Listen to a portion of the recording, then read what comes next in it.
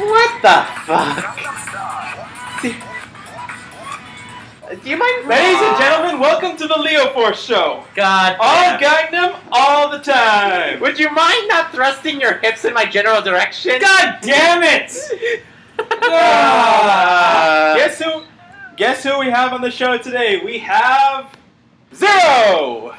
Oh, what the fuck? I'm pretty sure the recording is not picking that up. Oh, I'm pretty sure it is. We also have our favorite guest, Legend, who is just sitting here in utter shock. What the fuck? What is that thing that you're using? Soundboard. Would you mind getting rid of that, please? Boy. Okay. Put that thing away. Put that thing away. So, welcome to the Legend Hunters podcast. Welcome to the Legend Hunters podcast, where shit happens and no one's gonna stop me, bitches. God damn it! Give me that freaking iPhone or whatever the fuck it is.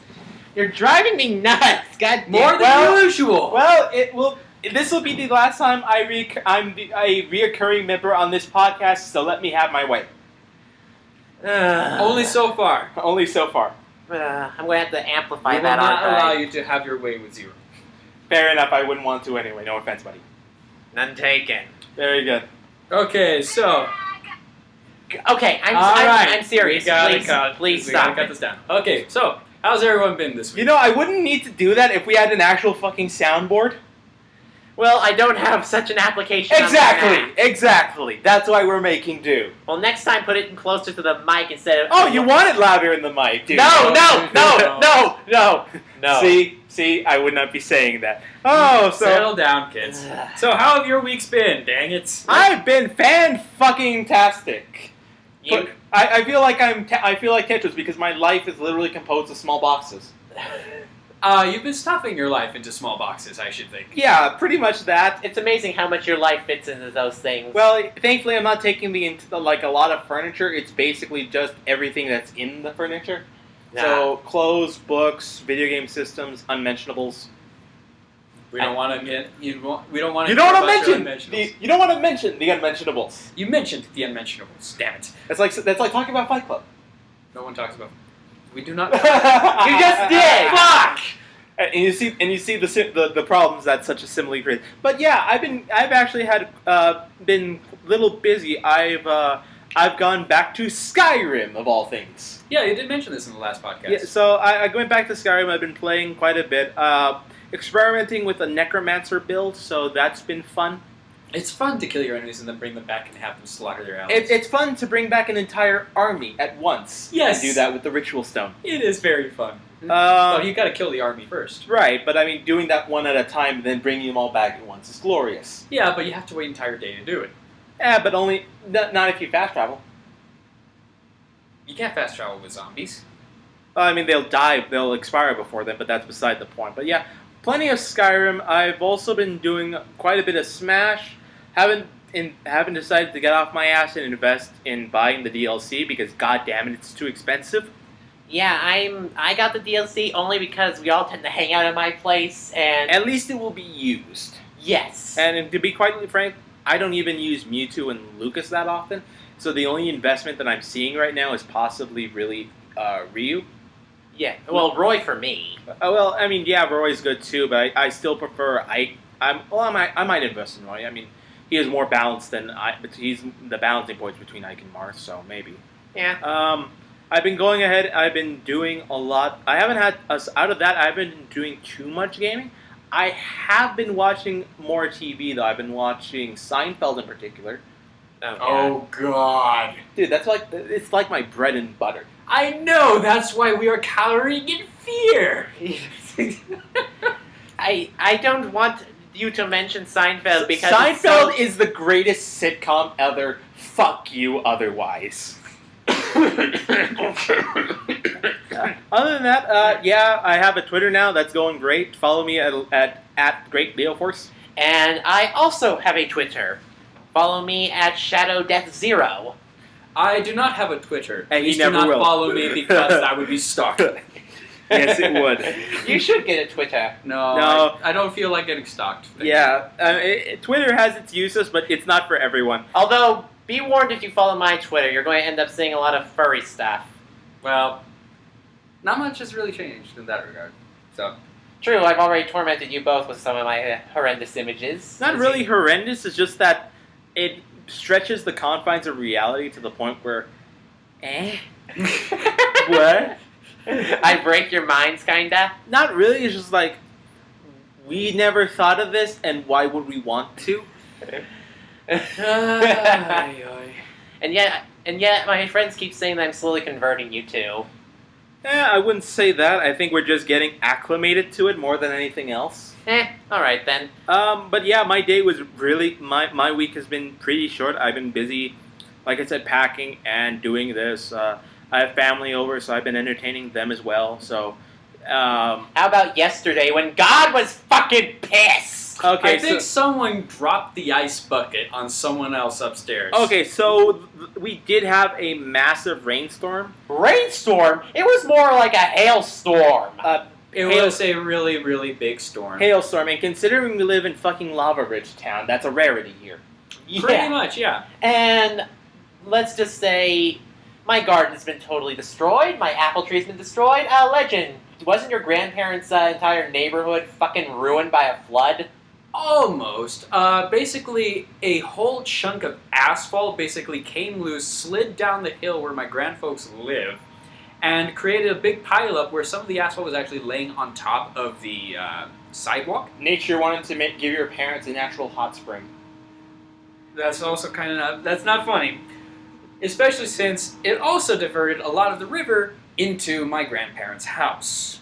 Into the house? Yes. Knocking down some of the walls that divide the backyards between both my grandparents' neighbors, and it also created this little river that went straight through, basically from the back door to the front. And moved the AC like 5 feet, right? And moved the grounded side, and moved the AC that was sitting on the side off of its foundation. I would point out, very heavy, almost 500-pound air conditioner, about 4 feet, and ripping it off of its hoses and wires. Wow, that's impressive. Impressive and horrible.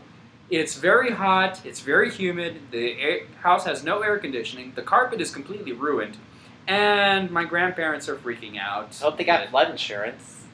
Where we live in the middle of the fucking desert. You should always have flash flood insurance. Because Brought you never to know. you by the government. Brought to you by No One Exists. We're not being sponsored for this. I did forget to mention one of the things I did do. I had to set up my new PS3 because I got one for my birthday, and fuck does that take forever. The process of transferring memory from one PS3 to another. Fuck if it takes forever. Yeah. So seriously, the PlayStations are great, but they're slow. I don't know. It's just that particular process, though. I mean, And the updates as well. No, I didn't find the updates too pain in the ass. They are frequent though, and that is a problem with PSN more than anything else. Yeah. I did also manage to read a little bit of. They updated Toriko, Hajime no Ippo, and I think they finished off Naruto. Naruto Gaiden, I mean. Yeah. Oh, they finished it off quick. 10 chapters. It's a 10-chapter thing, and basically the only point of it existing was just to fuck the heads of the Sassoon Karin fangirls. Yeah. Was just to so at the end of the whole arc, we find out that Spoiler territory.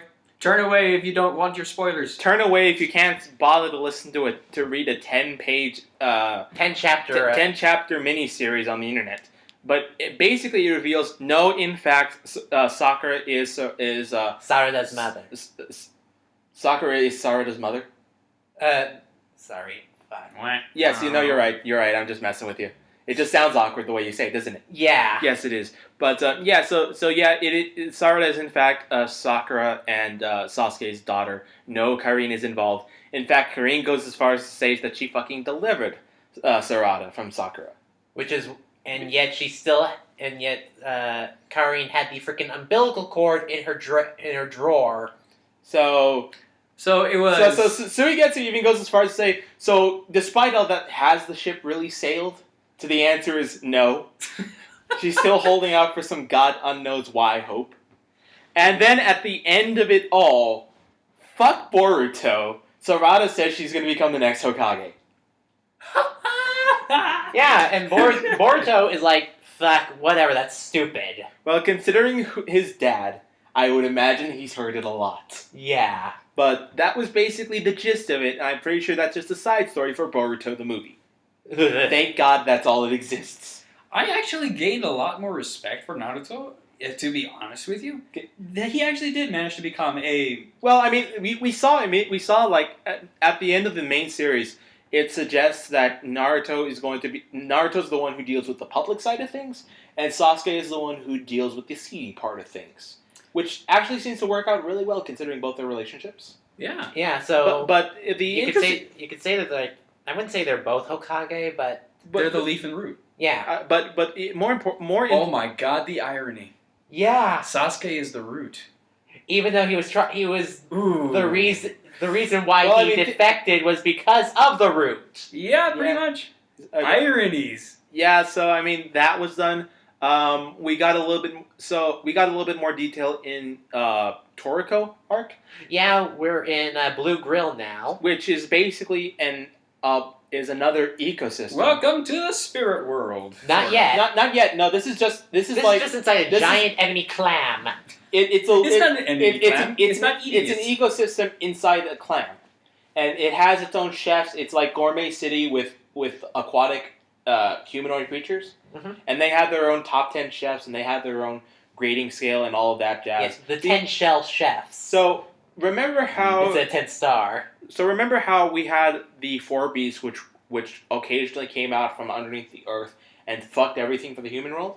Yep. Well, for the people living on the Blue Grill, they have to deal with torrents every night in the form of food spirits. Food spirits come out every night.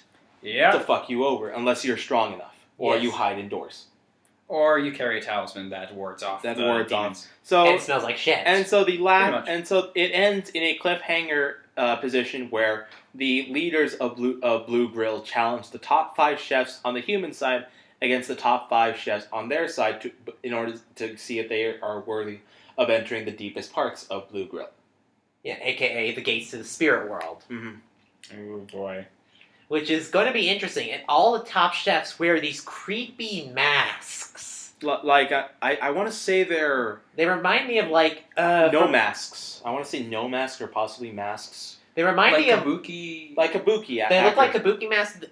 Remember Nine Tails from Okami?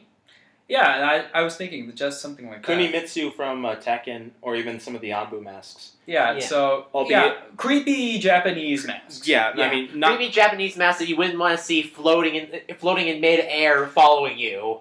Hell, I wouldn't want to see them on a person. Turn around and see that stalking you down a dark alley? Is that going to be your next Halloween costume? That's a great idea, thank you. There you go. I love making... I'm pretty sure you can find one of those creepy Japanese masks at those discount... the problem is they do tend to be more expensive. So. Yeah, but I mean at the discount antique shop, I mean you can probably grab one of there for like $10-15. Yeah. The other thing is that... Or you can make it yourself and then just be original. If I made it myself, I might be able to make it in such a way that might be more comfortable to wear. Yes. So, Yeah, you could Especially considering your last costume. yeah. The last costume was uncomfortable to wear, but it was just uncomfortable to look at, which is why I wore it. Right. And then I did read the latest chapter of Assassination Classroom. Yeah. Nagisa and Whoa, hang on. I actually haven't been keeping up with Assassination Classroom. So, here's what's been going on. Basically, the classroom has been split in half. After the whole reveal... This is a spoiler. Sorry. I have not gotten I there. think we'll stop there. The only other thing of note is that I believe a certain company named Funimation has recently acquired the rights to print a certain cooking manga, upon which it is officially dubbed Food Wars. Yeah! Also, I just found the dub for the first season of JoJo's Bizarre Adventure. The dub. The dub. The English dub. And apparently Johnny Young Bosch is Dio. Yes! Yes! And he has the British accent. Oh, I need to see even this. better! I need to see this. Johnny Young Bosch is going to be a rich man because he's going to British Ichigo! This is... I saw the clips. It was kind of covered by people going "woo" in the background because it was like I don't remember who was actually airing it, but it was like in like a con or something. Mm-hmm. But they were man. showing it. They were showing.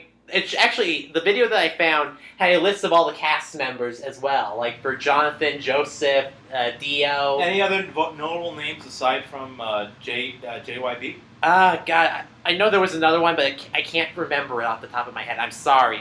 Who's Stephen Bloom? Is Stephen Bloom in there? I think he is. I'm going to freaking call Jonathan or Joseph. I'm going to call one of the two. Well, I could look it up later afterwards, but for now, yeah, that's it. Actually, now that your week's done with, I guess it's time for us to get into our weeks, huh? Yes, it is. Well, I kind of dove into what my week was like. I can't really say that I've been doing much besides... there is one interesting thing that I can note. Oh? And that is that due to the fact that my DS is basically... I'm going to have to put this poor thing out to pasture before the end of the month. I have decided that I'm just going to be sticking to mostly RPG stuff and whatnot. Mm-hmm.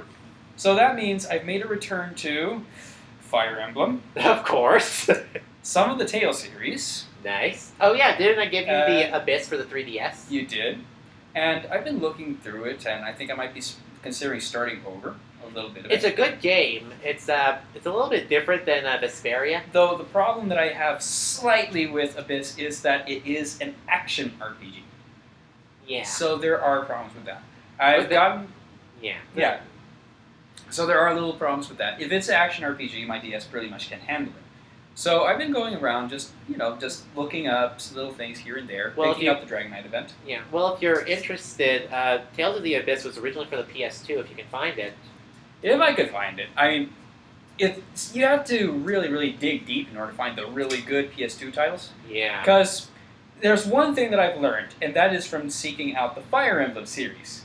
If it is a very good game, and is part of a good, famous series, and it is on an old platform, people are not going to sell it to a GameStop, or even a discount thrift store. No, they're going to hawk up the price and They're sell going it to on hawk- Amazon or on eBay. Yes. So you're going to be lucky to find anything like that at a reasonable price that won't drive your wallet into a crater.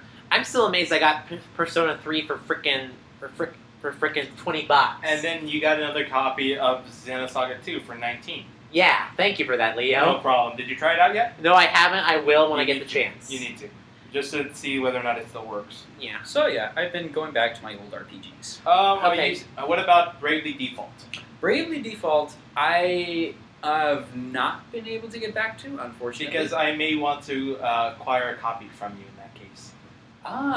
You're looking to buy? Yes, because fuck if all the Bravely Defaults are still selling at $19.99 at $39.99 GameStop.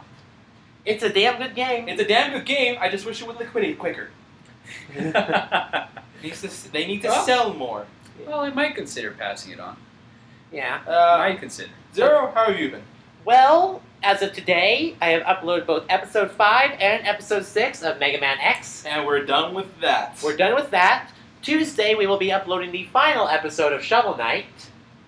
Shovels. It came and went so quick. Well, we do have Plague of Shadows coming in soon, hopefully. Hopefully, I'm already working on a title card for that. I was working on a whole bunch of, I had to redo a whole bunch of my stock images for the type review, so I haven't been able to start that, and I've also been making the title card for it as well. I see. And also, me and Legend have been starting to make plans for when Leo goes away. Yes, but I believe we should save that for our first episode of the series. Well, Like, we can say that we have a project in the making. we but have two projects, Project V and Project K. You're not really hiding anyone with that. I'm pretty sure everyone's going to immediately start searching up lists beginning with V and lists beginning with K, and it's only a matter of time before someone gets it right. Ha ha ha ha. But there's still quite a few titles with those. True, so it could be any one of them, and that's the only clue I'm giving out. Yeah, watch someone finds it within 5 days. I don't know. I don't know. Especially with a certain someone who's on Twitter. You might let something slip. I won't. Yet. Oh, he won't. He shouldn't, at the very least. I won't. He shouldn't unless he wants to receive a legend strength beating on the behind. Oh my. Well, actually, I don't target strikes to the rear. I usually strike them high. And to the neck. More to the face. Good. Please don't. I would not get you. Zer0 needs to make money off of his handsome, suave face.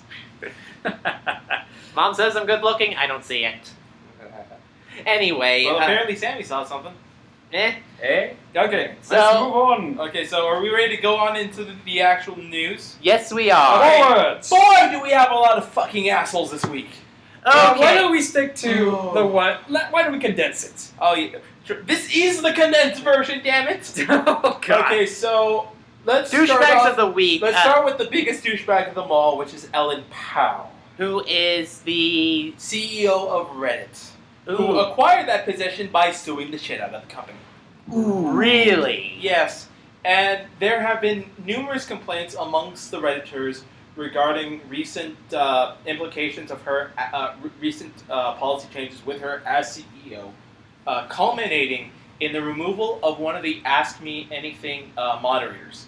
AMA is a subreddit, is one of the boards on there where famous people or people who are into stuff go on and say, yo, it's a question and answer board basically about people, and it includes everyone from music artists, politicians, people who do specialized things, anyone who wants to who has a fan base and wants to communicate with their fans uses AMA to do so.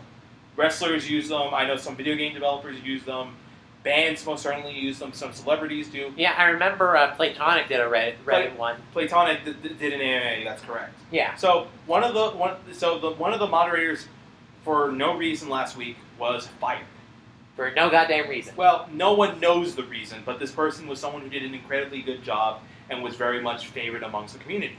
So, in response, many of the subreddits started closing down and protesting this decision. To the point where our gaming and a lot of the other subreddits were temporarily shut down because they were protesting this, what was seen as an unfair removal of position. Holy crap. Wow. Enter this morning, or enter yesterday, or Friday technically, because this is going up on Sunday, where Ellen Pao finally does the right thing and decides to step down from Reddit. Wow. She was barely there for 8 months. 8 months? 8 months. Wow. That was not a smart move, suing the company to get that position. And Well, it just goes to show you, if you try to usurp power unjustly, you shall be If you try avenged against. Yeah. If you usurp power unjustly, you will be treated as unjust. Yes. so that Fight with valor. one Live with honor. that one came down really quick.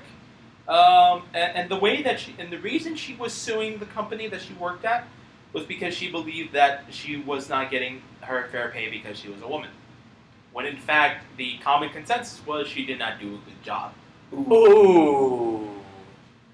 And Tumblr started having a hissy fit. No, Reddit started having a hissy fit. And so the final fallout from this is that the old CEO is coming back to go ahead and run things properly. The rightful king. The rightful king is coming back to do this properly, and hopefully this will all be cleared up within the next couple Lore of of the weeks. Reddit, Return of the King. Yeah, pretty much. Pretty much. Alright. I just thought of that on the fly. Next douchebag on the list, Bungie. Oh! Bungie, as we all saw back at E3, announced the Taken King, which was their DLC for Destiny. Now, what was announced was that they were going to have it's kind of like how Dark Souls have their Prepare to Die editions, the Sin of the First Scholar editions, where it was supposed to be the penultimate one. They were going to re-release the Taken King as their sort of penultimate edition. Oh boy. Here's the problem. There is more content than just the regular DLC, which is the level edition. Yeah. There was also supposed to be $20, and this is stupid, $20 worth of emoticons, emojis, and other custom whatnots for Xbox Live that we're hidden solely behind, that we're only going to be available on disc. Bullshit! So if you were a collector who wanted to have all the Taken memorabilia for the sake of having it, you would have to buy a full brand new copy. I think it's 90 or 120 of the Taken DLC just so that you can get that.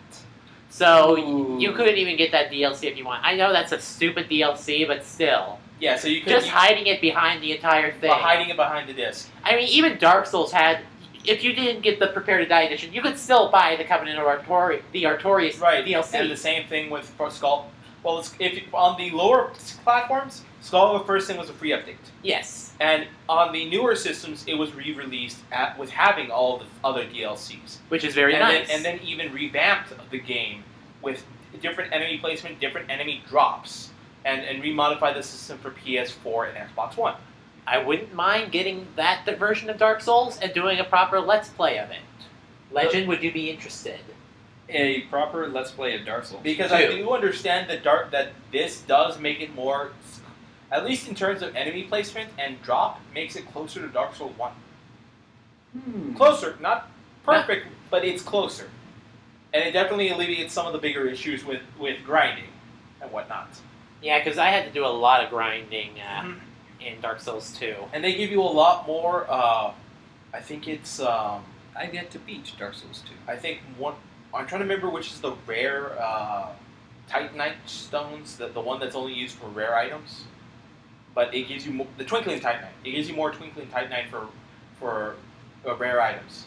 Huh. So it makes those weapons much more easier to upgrade to max. I know that when I was doing Dark Souls 2, I had like 3 different weapons. I couldn't decide between one or the other. To get back on track, Bungie eventually did retract their statement, made an apology, and they are offering the Hoo-Ha DLC standalone digital. Yeah, because the guy behind Destiny just finally figured out, oh my god, my head's up my own ass, time to get out. Yes. Next on the list, and repeat customer, Konami. Oh boy. Konami is Konami not on our hit list? Okay, Konami has... Okay, so this has gone from business transaction to schoolyard rivalry. So, Schoolyard rivalry. So Konami tells Angry Joe to not mention Kojima microtransactions in interview, and he does so anyway. So the deal was that Angry Joe, the well-known vlogger, interviewer, games personality, media list, whatever, Yes. decided to had an interview with one of the spokespersons from Konami, and he was going to ask questions regarding Phantom Pain.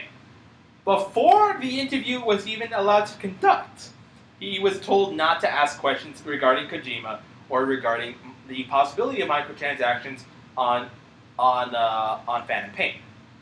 Gee, those are 2 things you kinda have to mention about the game. So this is obviously censorship, and this is an attempt at whitewashing. So Angry Joe said, fuck you, basically. And not only did he continue to go ahead and ask the questions on his camera, but he also talked about it in a separate video log on his channel. I'm going to have to check that out.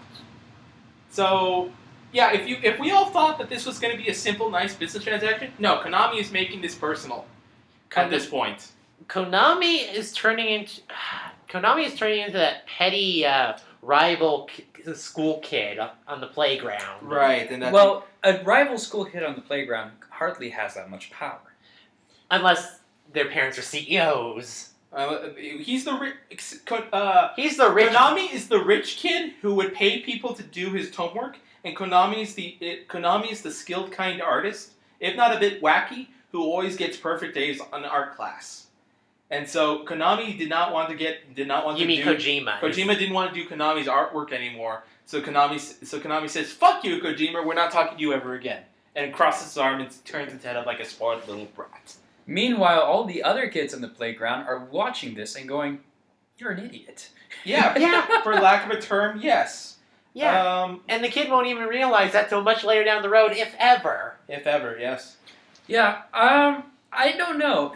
The bad public image that Konami is getting at this point is now, I think, starting to negatively affect it.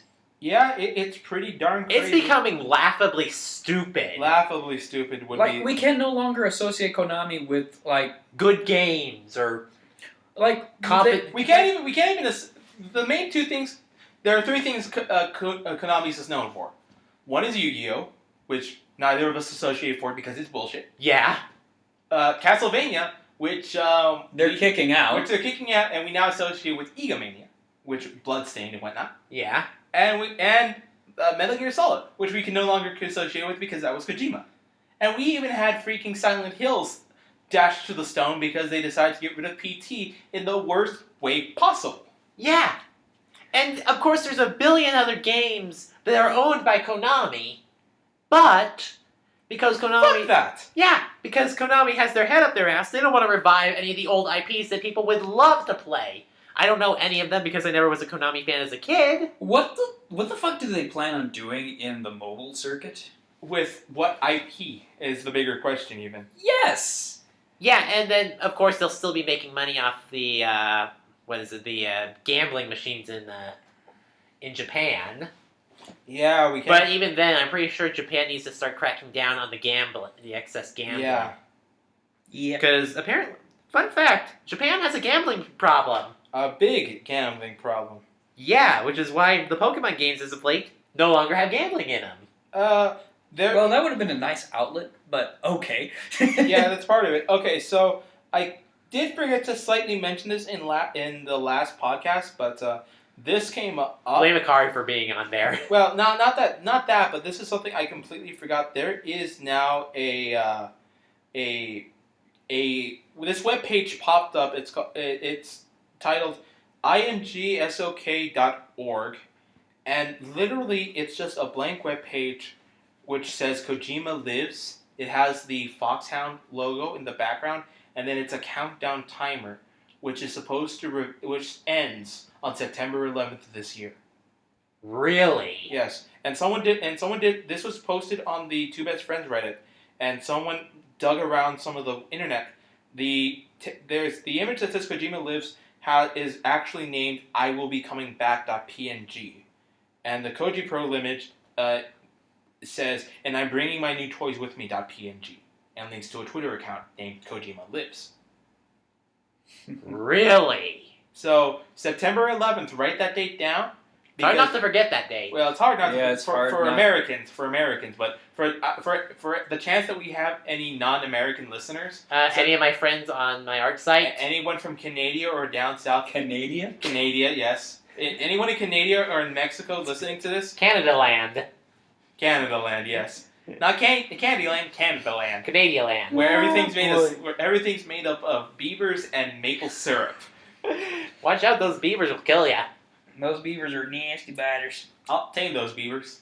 Oh. Actually, I was waiting for both of you guys to say something, damn it. God damn it. But September 11th, Kojima's supposed to make a comeback. Keep an eye out for that. Interesting.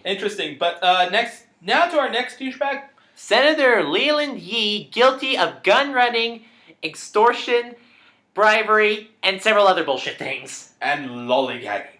Okay, no, seriously, lollygagging is on the list, but we might as well toss it in. So Senator Leland Lee is a little-known name, unless you happen to be, I think, from the Northeast, where he's where he joined Hillary Clinton and Jack Thompson's crusade against video games. Oh. And he was a vocal opponent against video games, with the whole violence and whatnot. I'm sorry, he's from California. How the fuck are they getting confused with freaking... Okay, here's what happened. So, he admitted to earlier in the week accepting bribes, extorting money, and once offered to smuggle weapons from the Philippines to the New Jersey mob. You smell that? That is the sweet smell of hypocrisy. Yeah. And it is ripe. Yeah, I can smell it all the way from down here. He faces up to 20 years in federal prison plus $250,000 in fines and restitution for each of the 2 counts. Wow, he's getting royally fucked up the ass. Well, he'll be deserving it for all of the crap he's done. So he is a Democrat who was vocally against vocally against things like Grand Theft Auto 4 and the whole recent uproar about video games. And he sponsored a bill which was basically going to go ahead and go against the 2011 ruling that video games count as free speech. Wow, this guy's a real douchebag. So he was arrested in March, and now after the whole legal walkthrough, he decides to go ahead and plead guilty. And in October, he's supposed to be sentenced. And he's going to be kicked out of office. Well, he's 66 years old, so I mean, near the end of his life, I don't know what he was thinking. I think he might have been thinking it was in a video game. Yeah. Good lord. Alright. How many more douchebags do we have on this list? How many do we have? Jared the Subway guy. Actually, 4 more. We have 4 more on this list. Well, Actually, let's start five. Okay, then let's start with Jared. This one. I Yeah, so think Jared Fogle. Jared Fogle the Subway guy. is an asshole. And arguably one of the worst assholes on this list. Because He was arrested for CP. CP, the drip. Should we? We know what it means. Our fans know what it means. And if you don't know what it means, type CP, and I pray you only get a Wikipedia entry. Yeah. Well, in that case, I we should wouldn't just even- go ahead and say it just for their sake. Child pornography. Yeah. He So was don't. arrested. By the way, don't Google that because I'm pretty sure You'll receive it, and you will have tons of crap to deal with. Yeah. Actually, Basically, you just put up Jared Fogle guilty, and I'm pretty sure that'll do the same thing for you. Yes. yeah. So do but- that instead. But the link I have here goes ahead and says the same thing. So Jared Fogle recently, this past week, was FBI raided his house for unknown means until it was later determined that they were investigating him for possession of child pornography. Whoa. Woo-hoo. And immediately, the subway dropped him like he was a spoiled loaf off of the cliff of the earth. Yep. They have banned Fogle from all subways. So much for his diet. I'm expecting him to balloon out in the next week. I don't think you can balloon out too much on prison food. And nope. Well, he'll balloon up in muscle mass. That's actually kind of scary thought. Let's move on. Actually, no. He's actually going to be more. He's just going to end up being cellmates with Big Johnny. I was going to say he's going to be chowing down on a different footlong in there.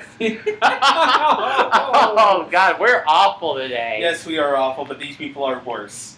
Yeah, so I don't mean to be that guy, but when you're charged with something like that, I have never heard of anyone charged for that and then not being sentenced from it. As a person who knows about law. As a person who's familiar with law and who's aware of trials, I have never once recounted an instance in which someone is charged with this and then they aren't found guilty, or if not, they did commit the crime. So I mean, it looks like it's going to be up the creek for the subway guy. Sheesh, we're sending you off on a bang with all of these assholes.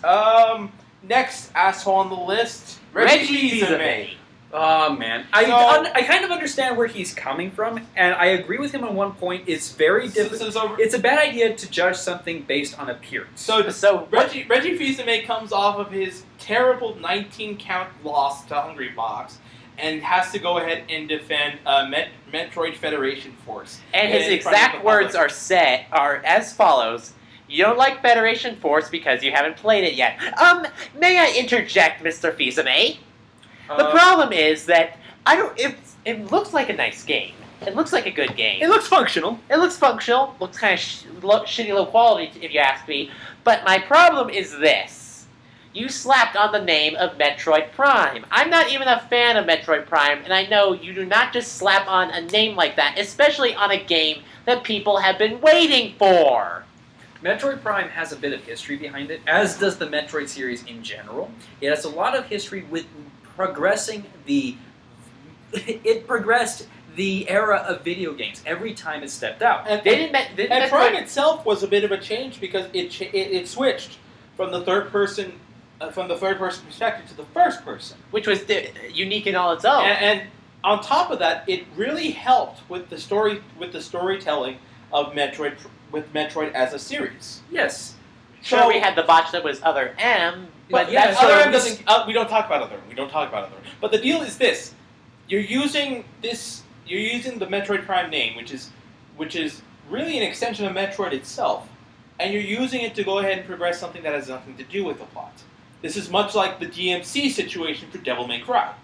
Yes. They wanted to remake the original concept, but they still tacked on the original name, hoping that or tacked on a name that people knew, so that way people would hopefully buy it en masse like a bunch of lemmings. This is exactly the same feeling I had towards the new Animal Crossing games that they came out with. Yeah, that would be very similar in idea. Yes. Now, I will go ahead and play devil's advocate on this one. Reggie Fils-Aimé does have a point. I said before, people usually try to shoot. They do like to shoot things down before they've had a chance to play it. We haven't played it. Oh, yes. I know. I'm guilty of that. Yes. Yes. I was like that with Dark Souls. Yes. And another thing is that this is also a good opportunity to expand the Metroid universe by exploring it from a different angle. True. That said, if they had branded it something different, I don't think we would be having as much of an uproar. If they had made it Metroid Federation Force, yes, I would have been fine with that. That would be great. And in fact, I think like they have some great opportunities to have. Example, imagine if Samus was in a mech. Yes. I mean, Actually, that would be a good way to continue this series. Exactly. That would be fantastic if they went Gurren Lagann on this shit. Putting her power armor... Putting her power armor to a suit. To a giant robot suit. To a giant... It's a suit in a suit in a suit. Exactly. We are going to on top of Gurren Lagann. Exactly. That would be amazing. And That reminds me of the Metroid name. But then, instead of going with a Castlevania... Metroidvania-style explorer or Metroid Prime sort of first-person horror, you go full-on action ham. Yes. And then suddenly, what goes from a shite game becomes fucking hype. Yes. Yes. So, this is not really more of... So, now, it doesn't become an issue of this game is shite, it becomes an issue of you ruined a good concept. Yeah, I'm pretty sure if they did not add the Prime part of Metroid... If this was Metroid Federation Force... And the Federation Force replaced the Prime. I think we would all feel a bit differently about this game. That's what I said. That is what I said. Just changing the naming a little bit would probably make it better. Now, hopefully, if our prior hypotheses about Nintendo is correct, and they do listen to us, I hope that they take the suggestion. Because it will save them a lot of money. And gripes. And that way Reggie Fils-Aimé won't have to step down like Ellen Powell. Yeah, because apparently Nintendo's been shooting themselves into the foot in the ass. I think everyone except Sony at this point has been shooting themselves in the ass. Well, technically... But I'm a Sony fanboy, so that's a bit biased. Well, I would say that Sony needs to fucking fix up their PlayStation Network. Well, yeah, but I mean... Release the Slim already! My pocket is not big enough! It's coming out with a 1 terabyte hard drive, so give it time. It's not a Slimmer. It's a Terra? Yes, a Terra. Holy crap! I can wait. Yeah. I will gladly wait. Yeah, I would wait. But I decided to. No, it's going to be slimmer too. That's the other thing. Okay. It is going to be as slim. But anyway, so that's going to be that. Let's see if Reggie goes ahead and listens to us, and we'll picks up on that. Okay, so next on the list is from Nintendo to Sega. To say, God damn it. Say goddammit. Hajime Satomi of Sega acknowledges failure to console pans and apologizes. Well, it's about fucking time! Now see, I don't consider this a proper apology considering that he's from Japan and the proper Japanese apology is a wakizashi across the abdomen. Hang on, that's Bushido, and not everyone did that. I know. The samurai did that. The farmer would rather just go, I am very sorry. I also know that the whole concept of Bushido is retroactively viewed upon from the 1910s. And I'm simply making it as a sardonic joke, considering that the only way to accept it, to profusely apologize for the past 10 years of bullshit, would be a wakizashi to the abdomen. Now, this does mean they acknowledge that they have failed, which means they are making strides to move forward and get past the failures that were the Sonic Booms and everything else. Sonic 06. And Sonic 06. I can respect that they can try to go in a new direction. If I recall, I think they were saying they were going to try to give Sonic a break. Good! If I recall, don't quote me on this because I'm not fully sure, but I believe what I heard was they were going to give Sonic a break. Okay, so I'm looking at the actual article right now. Okay, so there we go. First off, we do have to kind of apparently as far as like commercial sales go, Sonic Boom: Rise of Lyric was the worst failure in the 24-year history of Sonic. Seriously, So it is worse than Sonic 06. Yes. Holy shit! In addition, back in January, they had to lay off 300 workers, and then they started switching from consoles to their smartphone and PC line, which actually includes quite a few names I'm somewhat familiar with. Huh. So again, it sounds like they said that. So it says that they're apologizing. That they're going to try to focus better onto the console market, which again I think was one of the big deal considering everyone is starting to shift to mobile. Which I think, It's not a good thing. I mean, I understand that a lot more people we are moving to a little bit more of a mobile age. The smartphone has basically changed the market forever. I know, And but the I problem, respect that. but the problem is, The console The is quality. not dead. The console is not dead, and the quality of the games is also in question. in question. There's very few, as we've discussed a lot. There's a lot of issues with mobile games, and even I think the only good mobile game I've ever played is Infinity Blade. Infinity Blade, and even then I have issues with that. But like I've played, the only one I actually play a lot is Bejeweled, and that's just because I'm a puzzle doofus. But I'm not. And Dragon Quest 3 because I love that game so And much. it's nice to have it in And your pocket. even games that are innovative like Fallout Shelter, Yeah. which is really good, suffers, and the biggest problem they have is they suffer from performance issues. Yes, one of the big things that separates a console from, say, something that you have in your pocket is the physical game controller.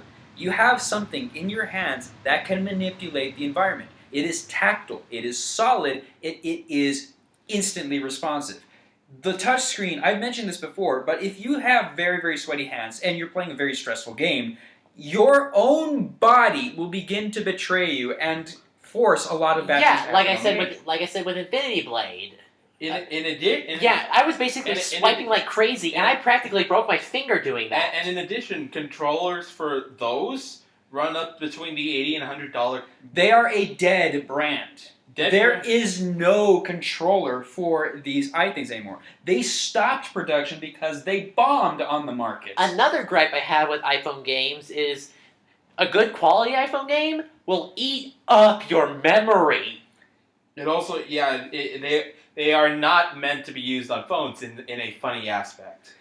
Yeah. The thing, I've got a 16 gigabyte phone, and Infinity Blade took up about 4 gigabytes.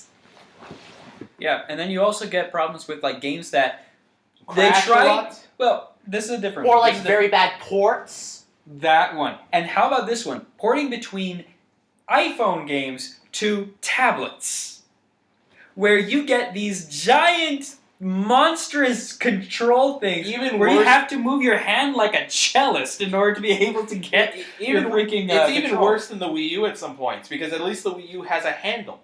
Yes, the handle you can just go right here, right here, right here. You can manipulate And, with or your you, stylus. and you have the control sticks at the ends that work intuitively. Yes. But those are a pain in the ass to wield because it's right on the it's usually the buttons are on the bottom left and right. So you're holding it by the corners and you have to move them with your thumbs and it just digs into the center of your palm. Yeah, it's a load of crap.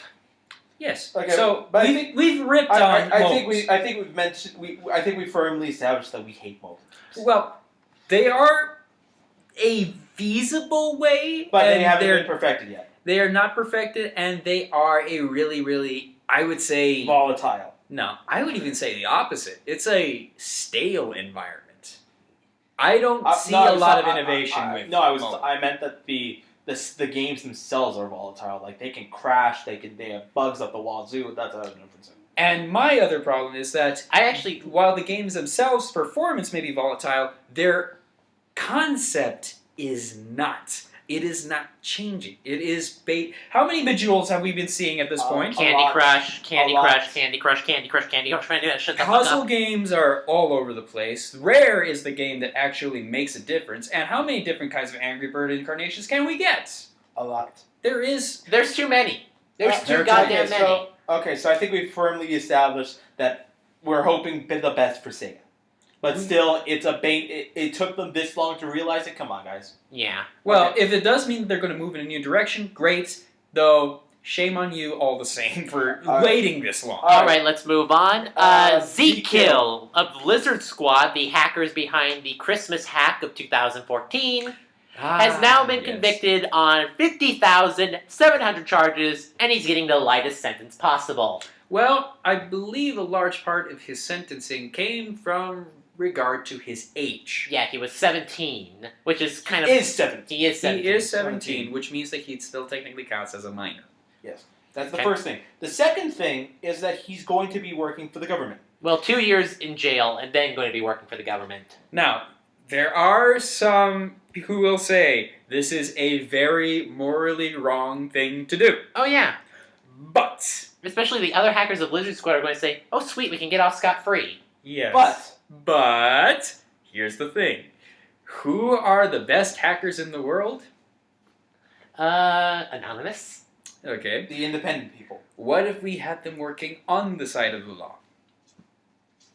Well, technically, Anonymous is kind of working on the side of justice. Yeah, but there's a difference between justice and law. Let's not get into There that. is a There difference. is. Let's not get into that. But the important regardless thing of is the this. thing is- Imagine instead of breaking into PSN and Microsoft, that he was helping them prevent such attacks. Exactly. And I would like to kind of address the fact that part of the thing about Z-Kill in particular going to go work with the government is that it creates a point of atmosphere to where even if Lizard Squad continues to operate, the fact that Z-Kill is now working on the opposite side of the government creates a... They're not going to want to... Lizard Squad has to be careful because Z-Kill could potentially, as part of working for them, out some of his former comrades. Exactly. And if any of them happen to attack and they bring him in and says, hey, do you know who did this? They risk being more easily identified. Yeah. This is why when gang members are arrested, the underlings, they try to go ahead and get them to flop, so that way they can go after the big fish. Yeah. So this operates under that same logic. That being said, 50,700 charges. That's an insane number. If we were going by a month a charge, that's a shitload of time in prison. I'm pretty sure that's more than life. I was about to say, I think that's more than life. We would have to cut it down to days. And I even think that's still too much.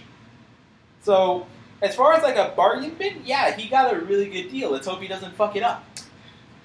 Yes. And lastly, on the douchebags of the week, Well- we have someone we never thought we would say on this list. Hang on. I do want to say this is still under debate. It's not. Well, again, everything is under debate. Everything can be seen as this person is a douchebag or this person is not. Yes, but more so in this case because I believe we ourselves are actually kind of implicated in this. Well, what should I call it? By guilt by association, in a sense. Yes. But it is. But again, I mean, this is why people who unknowingly attribute to crimes are not charged because they lack mens rea. Again, not a lawyer, so this is just speculation. But again, we were not knowingly doing this, so this doesn't count. But we're talking about Vati Vidya. Of all people, Vati Vidya. So The guy behind the Dark Souls lore videos. So there is a YouTuber by the name of Aegon of Astora, who also who is a part of the Souls community, and he, like other Souls people, debate about the nature of the lore of the Dark Souls universe. right. And so back in January of 2014, he posted a video regarding Lucatiel of Mira and had his theory about her place in the universe as well as her backstory. Right. Skip to a month later, where Vatividia makes his Lucatiel of Mira video. Which would not be too bad.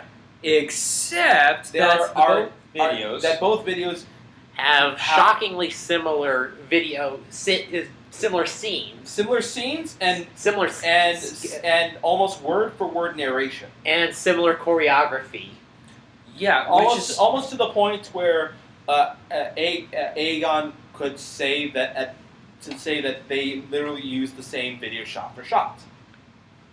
So Granted, a lot of video stuff does have different angles, and it does follow a different sort of flow to Aegon's. But the sheer number of similarities does pretty much border on outright plagiarism. Not to mention the fact that VaatiVidya himself has not come out to come forward to say this is just some this is coincidence, or he has not even said that, yes, I did, let me give them credit. Okay. So that has been a big center of debate. Yeah, he says, "I'm sorry I did not give." He could have said, "I'm sorry I did not give you credit. I'll put the link in this. I'll put reference in the description." And at one point, he had to do that for one of his videos, I think, for Bloodborne, but he gave a very little annotation to someone who had some artwork regarding some of the Bloodborne characters. So, well, even when he does so begrudgingly. Yeah, So, and then didn't you also say that when he went to like a Bloodborne? The link that I have for this story is Aegon of Astor's video, and I'm putting that there so that our viewers can see for yourself. But one of the snippets in there features VaatiVidya on a Bloodborne / Dark Souls podcast, and he was invited on to talk with the podcast host and to speculate on some of the lore, particularly on particularly on the guy who gives you the transfusion at the start of the game.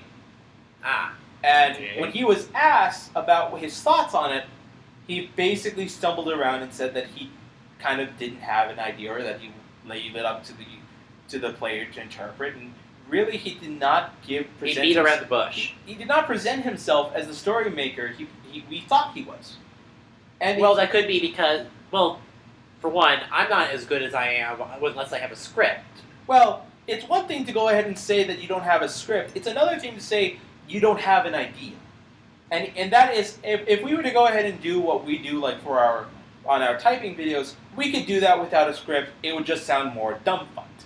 Yes. And and again, even then, we would have, like, if we were asked, like, hey, at least of this typing, what would you say are the top 3 best Pokemon that represent that type? I think we could all stumble our way through a small list. Yeah, or we could even say, let me think about that for a little bit. Yeah, but I mean, like, we are familiar enough with our own lore to be able to say, I don't know if these are the top 3, but at least when I think of this type, I think of these Pokemon. Yeah. And I'm pretty sure we could all think of that for every type. Yeah. And versus dumbfounded silence. And the biggest concern is that VaatiVidya is on Patreon. He is being paid for this work. And if that's the case, then he's a Patreon-supported plagiarist. Right. Which would make him liable to and that would make him fraud and the use of other people's work without their permission. Yeah. So if I have any advice for VaatiVidya, it would be, if you really don't have any real guilt, then say so. Being silent is not the same as being innocent. Silence speaks volumes. It's more damning than actually saying something. Well, speaking as a law student, you don't have to speak, and that is the whole thing behind the Fourth Amendment. That being said, there's no criminal charge here. This is a charge of public appearance. Under Yes. which case, fuck the rules. Everyone's gonna hate you regardless. Yeah. So, I mean, Public stirred an outcry. I mean, if everyone's thinking what he's doing, which is he's being silent to just preserve his own damnation, then yeah, that's what he's going to do. Because if he opens his mouth, he's more likely afraid than not that he's going to make an ass of himself, or worse, he's going to implicate himself. So I mean, this is the thing where we've seen Konami repeatedly open their mouth or attempt to shut other people's mouths and end up paying for it, as we see on their repeated appearance on Douchebag of the Week list. Yes. So again, Aegon of Astor is spreading the word, and he wants people to go ahead and at least see things from his perspective. Whether or not this is the case is still up for public debate, and I don't know whether or not this will go any further. But I will say this is why I have not seen as many Bloodborne videos from Vaati as before, probably. Yeah, I could see that. And I know Aegon of Astor also posted a rebuttal to this video, where he discusses that he's not hating on Vaati, but he is making a point that, look, if he is getting paid for this, then he should not be ripping off other people's videos. And it's more of just a matter of if we're going to do this as a community, then we need to be open and communicative with one another, and we should not have to resort to stealing other people's shit. We're in this together. Yes. All right. So that concludes the douchebags of the week. Well, Holy fork. technically, I will defend this.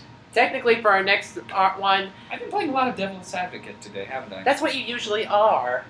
No, that's normally me, but that's just because I like to be an asshole. Well, the next thing on our list is PewDiePie. PewDiePie has revealed that he made $7.4 million in 2014, and as a result, a whole bunch of people are saying he's horrible. I call bullshit on the people saying he's horrible.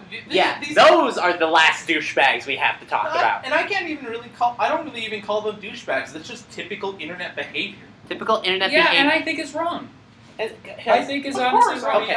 I mean, there is no debate here. I mean, we all know that that PewDiePie, regardless of our feelings for him, Or his work, is a very popular YouTuber, and we know He's the number one channel on and YouTube. we know he is the creme of the crop when it comes to Let's Plays.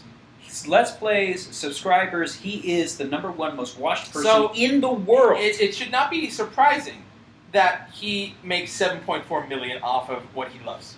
Yes, and I say And most of the stuff he applaud. donates to charity. Yeah, I applaud this guy. He is a great guy. Kudos to you, PewDiePie. Regardless of whatever we may have said about you, we do respect you as a business person. But again, what it comes down to here is this is what happens when this is the poverty backlash, I would say. So when you're an independent developer or when you're on your own and you're struggling to get along, people more endearing to you because you don't have a lot to work with and you're still doing a great job. So people are going to give you praise and money.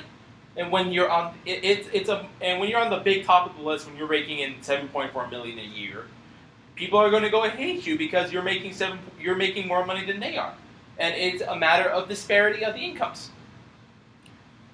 But at the same time, I mean, PewDiePie didn't get to that just by being lucky. Right? No.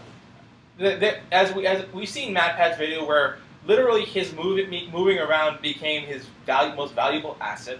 We've seen that this guy has a shitload of subscribers, a shitload of hits, a lot of fans, a lot of videos. And the guy uploads constant, near daily. Yes. So he puts out the work, and he should get the reward. There is no debate about it. Yes. I mean, if he was smuggling guns, dealing drugs, and generally being like a certain senator, I can understand where there might be some hate. Yes. But the thing is, the guy is a legitimate business. He is not just a business owner. He's a legitimate entrepreneur. He Yes. deserves to make money if he puts in the work. Yeah. And he does put in the work. And He's put in so much work. There you go. I don't feel like outside of the fact that I'm amazed that a YouTuber was able to make $7 million a year. I think that's otherwise impressive. But otherwise, let's move on. Yes. Okay, All right. So next some week. actual news for once. All right. So Actual news. Actual news. Fallout 4 takes Best in Show at E3 2015. What is this, a fucking dog and pony show? They have Fallout 4 on a leash and show off with spotted coat. Oh, look, it's a purebred. It is an amazing purebred. In fact, that's why it was given Best in Show. So it does have the glossy coat. Yes, it has a glossy coat and an amazing. Well, you saw dog meat. We all saw dog meat. It was a German Shepherd who looks absolutely adorable. Yes. So Reminds me of my dog Sam if he wasn't such a stupid thing. Anyway, but yes. So Fallout takes Best in Show. We're probably going to see that printed on the front of the box when it comes out. But will it live up to the hype? We have yet to see. It's got the shiny polish, it's got the shiny coat, and it has all the tips and tricks. Let's see if it doesn't bug out like a bitch. Let's see if Let's see if it shits on the carpet. Let's see if it shits on the carpet, and let's see how well it walks and runs. All right. Next is More Dragon Quest. Square Enix goes ahead and says that if Dragon Quest Heroes does well, they will try to import more Dragon Quest titles to the U.S. So basically, they're having us. This is the litmus test. It's the litmus test, but at the same time, I strangely feel like they're holding us at gunpoint, saying, "You buy this, and we'll bring you more." Well, Actually, that sounds more like a junkie, or like a drug dealer almost. Yeah, it does. Though the way we play video games, sometimes I wonder if it's not an addicting substance. Well, the thing is that, Well, it's better than that at cocaine. least for Japan, the biggest cost that they have for shipping games over is translation cost. So That's true. That's the biggest reason that certain games from our Oriental friends don't make it here. It's just because it's too costly to translate. And consider that you have to translate it from Japanese to English to all the European countries' languages. Yeah, The costs rise up, and that's why it's so expensive. Yeah, and Especially with dialogue-heavy games. Especially with RPGs, which are dialogue heavy. which is most of what Square Enix delivers. But Yes. again, the biggest thing that we have to look forward to, should they do well with Dragon Quest Heroes, is Dragon Quest X, which is their RPG, which actually looks kind of fun. Because Actually, you actually get to play as demon races aside from humans. another RPG that I just remembered is coming out in late October is another Tales game. Oh, really? Tail- Is it going to be something other than on a PlayStation that I cannot afford? It's on a PlayStation 3 and a PlayStation Damn 4. it! Damn it! Damn it! Damn it! Damn it! Tales damn of it. Zestria. Gosh No, darn there's, it! No, there's Besseria. No, it's called Zestria. Zestria, I'm pretty sure there was one with a You're thinking of Vesperia. No, there's one that starts with a B now too. I'll look it up for you later. But anyway, I do have importantly, Yu Miyake, the executive producer, is saying that if this does well, Dragon Quest X, the MMORPG, and the remake of Dragon Quest VII can be coming out to the States as well. Should this Wait. A remake of Dragon Quest VII. the remake of Dragon Quest VII, The only game that they have not remade. yes, which will include the revamped dungeons, story, and the additions of new characters. So they're Holy sh- re-releasing old classics bigger. Yes. Hmm. I have never played. You put up a hard bargain. Here's the thing: Dragon Quest VII was on the PS1. Here we go. Tales of Besseria. Besseria. Yeah, that's not the one that I'm talking about. Yeah, but that one is also coming out, and this is the latest version of the game. Speaking of things, and I don't think we mentioned this, there is something that's coming out this month on the 17th for Monster Hunter fans. I wanted to mention this. Though if you are a Monster Hunter fan, I'm pretty sure you already know. Spit it out! For the viewers of this podcast, there is an armor set that is DLC that is considered legendary in Japan, and they're finally releasing it on the 17th of July. It is the Star Knight set. This stuff is unfriggin' believable. Man, everything is going on the 17th, isn't it? Oh, yeah. We'll be getting to more of that later. Dragon Quest Builders is announced for PS3, PS4, and Vita. What is this exactly? So, imagine Minecraft. Give it a Dragon Quest skin. I think there's a mod for that. And that's basically what it's coming out with. But give Minecraft the Dragon Quest environment. Put slimes in there. Put skeletons in there. Make everything Dragon Questy, and you got Dragon Quest Builders. If they did that and they included like all the monsters, like the metal Yeah, slimes and everything. There's a screenshot of the hero looking over a mountain, and there's the stereotypical green dragon in the distance. I'm showing both of you guys right now. Oh wow, that's cool. Yeah. That's cool. So it's kind of a Minecraft meets Dragon Quest. Yes, Which would be interesting because actually I'm also getting back into Minecraft. it looks it looks a lot like Minecraft or 3D Dot Game Heroes, depending on your experience with the builder genre. But that's all we have on this is the list is slimes and was a screenshot that features slimes and dragons in the background. So we just have this one screenshot. But again, this is one of the things that could potentially come out at Dragon Quest Heroes as well. So again, if you and I'm kind of impressed that they decided to go that route because Dragon Quest, unlike Final Fantasy, is not one of the series that actually goes around. I think the only spin-offs for Dragon Quest, aside from their Pokemon themed one with the Monster series, is their brief appearance in Fortune Street, the terrible sword spin-off. Yeah, which I actually own swords. And I think that's about it. Let me know if you guys would like to see Legend and I play swords. Please, no. We've got some movies coming out that are actually of noteworthy note. So First off, so you called this snooze trailers. That's the name of our title for That's the name of the segment, snooze trailers. snooze trailer. So we I have like it. well, because that's what I imagine Zer0 doing every time a trailer pops up. Valid point. So we have the Goosebumps movie, which features Jack Black as the titular R.L. Stein. I remember there was a time when we said Jack Black was a terrible actor. I would like to retract that. I think he's gotten a lot better. I think he has a much more developed acting profile now. The problem is, I will still forever see him as Nacho Libre. Which is going to be weird when you see him wearing horn-rimmed glasses and have a corporate cut hairstyle in this movie. Yeah, He looks like a suburban dad. He is a suburban dad. in fact. I've seen what he looks like, So and that's weird. So the basic gimmick of this movie, it takes place years after R.L. Stein has finished writing the beloved series of short stories that we know as the Goosebumps collection. Which scared me like crazy as a kid. So I love the series. a high school kid meets R.L. Stein's daughter and is smitten with her. But of course, R.L. Stein, being a crazy fruitcake, keeps her and himself in a mostly secluded lifestyle. The kid decides to go sneak over to the house and see what the deal is, and comes across R.L. Stein's study, whereupon every manuscript for every book he's ever written is enclosed. Oh shoot! What is behind the magic? What is the magic behind these sealed tomes? It literally keeps the monstrosities he writes about tamed. So the camera from Say Cheese and Die, the purple people, the giant purple people eater, The abominable Yeti from Pasadena. the plant monster from Don't Go Into the Basement.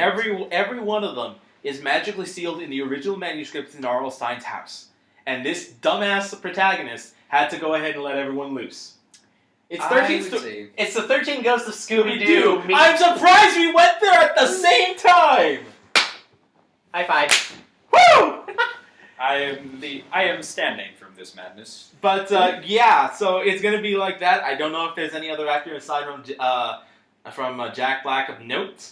But otherwise, it looks like it's going to be a campy romp through nostalgia town. This might be a movie I consider seeing. Unlike Goosebumps, we have Pixels, which is coming out July 24th,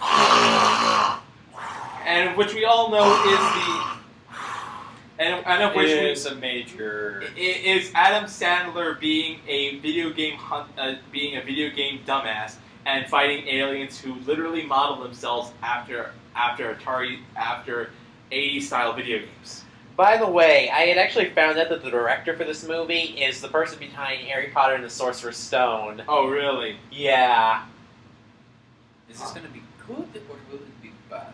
It's Adam Sandler. It's Adam Sandler. It's Adam Sandler. It automatically equals bad. Doesn't matter. The second you put that fuckwit in there, it equals bad. And the other thing that is to be mentioned is Game Changer, which is a BBC-backed documentary regarding Grand Theft Auto 4 and Jack Thompson. Oh, Jack Thompson, a.k.a. the frickin' idiotic crazy man. From Florida, yes. From Florida. The crazy Florida lawyer who tried to ban all video games, practically. He got disbarred, so he's not a lawyer anymore. Yeah, so Daniel Radcliffe, Harry Potter of all people, is going to be playing CEO of Rockstar. Seriously. And Bill Paxton is going to be playing crazy Jack Thompson himself. Ooh, boy. So check out Game Changer when it comes out. Some nice little collectibles popped up for those of you who are interested in buying shit. Capcom actually released a wearable Mega Man helmet, and it looks adorable. It looks adorable, but the problem is it's in limited quantity. So Which means buy. AKA everyone is going to. Everyone who wants one by the time this podcast has come out has already purchased one. Has already purchased it and is already reselling it on eBay at a hocked up price. Yes, it's gone. In a more like all amiibos. In a more plentiful version of that, Fallout is paired up with Funko, the miniature mobile, behind making adorable figures of every fictional franchise ever, has gotten permission to make Fallout miniatures to release for Fallout 4. They all look like different versions of the Pip-Boy. Well, different versions supposed to be representing some of the different perks from previous games. There's robotic ones, there's one where he's in action poses, some in more diplomatic poses. So again, if you're a collector and you can tolerate the random potluck that are these mystery miniatures deals, then they're out there for you. There's been a lot of figurines coming out lately. Yeah. Oh yeah, I like it. All right. I like them. So to the indie horror corner. Yes. Inafune, the guy behind Mega Man and Mighty Number 9, Oh shit! is doing another Kickstarter. Wow! And This my- man has balls. Especially considering that Mighty Number 9 isn't even out yet. Like I said, this man has balls. So Red Ash Which is supposed to be a spiritual successor to the Mega Man Legend series. is up on Kickstarter, and Inafune is asking for money not only for a game, but for an accompanying anime. Oh my god. I will say this, it looks very nice. I love the concept. This is great, but there is You love- just one problem. Is it born or is it stillborn, this Mighty Number 9 business? Well, Because otherwise you're asking a pregnant lady to try and give birth again.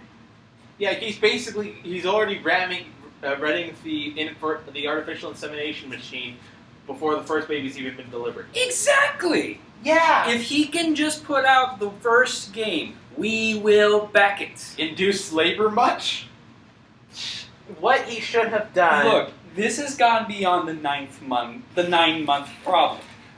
At this point, We need it a would be cesarean. unhealthy. We need a cesarean, is what you're telling me. Yes. Inafune needs to go ahead and commit to a cesarean. I was. Well, the thing is, what Inafune should have done is he should release Mighty Number 9 first, wait a couple of months, and then say, hey, you all like Mighty Number 9? I got a new Kickstarter coming out. And I promise this will not take as long. To be fair, Inafune has said in the Red Ash Kickstarter that no, we're done with Mighty Number 9, and then it's just red tape that's keeping them from releasing it. But the developers and the people producing it have empty hands, so that's So- why they immediately jump to the next game. So technically the baby has been delivered, but the mom's still in the hospital. Yeah, that's pretty much what he said. If we're using this tortured analogy. Okay. Fair enough. So, but yeah, it looks great. If you're familiar with the Legend series at all, you can start to see some of the comparisons, except for the one where they changed Call to Black. Yeah. Like, really? Like, I mean, I know that they made changes to where all the characters are more human in appearance, or had more human proportions. But really, you had to go ahead and change a character's skin color completely? Shelly. She got a 10. No, this is not a tan. She got ashed upon. I mean, this isn't even Red Ash. It's not even red. It's gray. Aren't these robots? No, they aren't. They are They humans. are humans. But Beck has a cyborg arm and has different attachments. Different arms that do different things. Like one of them's which is how they justify the weapons. yeah. That's basically what they're doing. One is a cannon. One of them's a drill. Which is If very you had a cannon on your arm, that would automatically dislocate your shoulder every single time you fire. Unless it was Anyway, unless it was like steel reinforced, like right up here. well. The idea is first of all, it's not canon. It's energy. Secondly, the joint is at it goes up to the elbow. So right before the elbow is where the cannon stops. So Actually, you have the recoil of the elbow and the shoulder to work with. technically, it's his entire arm. And It's even robotic. then, he used in Legends, Volnut grips his other arm and fires. So you have 2 points of contact. all right. So I mean, It's they thought of this. They thought of this. okay, fair They enough. thought of this. Fair enough. Moving the other on. thing that we have here is Allison Road. Which is the independent answer to PT. Okay. So, I actually found out some interesting info about Allison Road. Oh, They actually scanned an entire actual house from top to bottom, every nook and cranny, to get the way how realistic it looked from the trailer. Mhm. They actually mapped out and scanned the entire house. it takes place in one British townhouse. Only one. Yes. So this Your is not a matter of British Townhouse. your British Townhouse. Yes, it's made by Lilith Ltd, a UK studio. So it says in the article, over the course of 5 nights, it's your objective to uncover the whereabouts of your family and unravel the mysteries of the house. 5 nights. Really? While the clock is relentlessly kicking towards 3 a.m. Where does this sound familiar? At least we're not getting animatronics popping out and eating your face. Although we Only one did. did get one creepy lady who was like half bloodied and crippled, moving like a demonic spider Ooh, that towards you. sounds great. Yeah. Sounds good, Eva. But yeah. Also, she kind of looked like the girl from The Ring. But when do they not? When did they not? But here's the thing that has me interested about it. PT was going to be a town. Yeah. This is contained in a townhouse, which is probably no bigger than your place, Zero. Maybe a bit bigger considering the verticality of it. But, but consider this. The smaller a place is, the more you're going to have to go ahead and play with it to build out the drama. So Yes. by the final act, our character is going to be hallucinating to the point where this place becomes a mansion the size of Resident Evil, Which and would it's going to be awesome. and it's going to be 10 degrees more scary.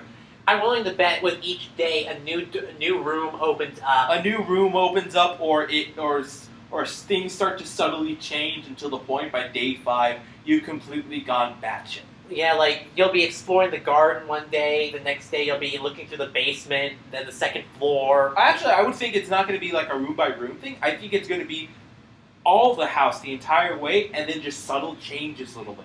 There's so much variation. Until you get to the climax in which everything breaks loose, and you have that moment like in The Cat in the Hat where Alec Baldwin's character falls down a cliff into the pink goo. Why are you mentioning that horrible Michael Myers movie? Because it's going to elicit that same amount of fear in you in Allison Road. Yeah.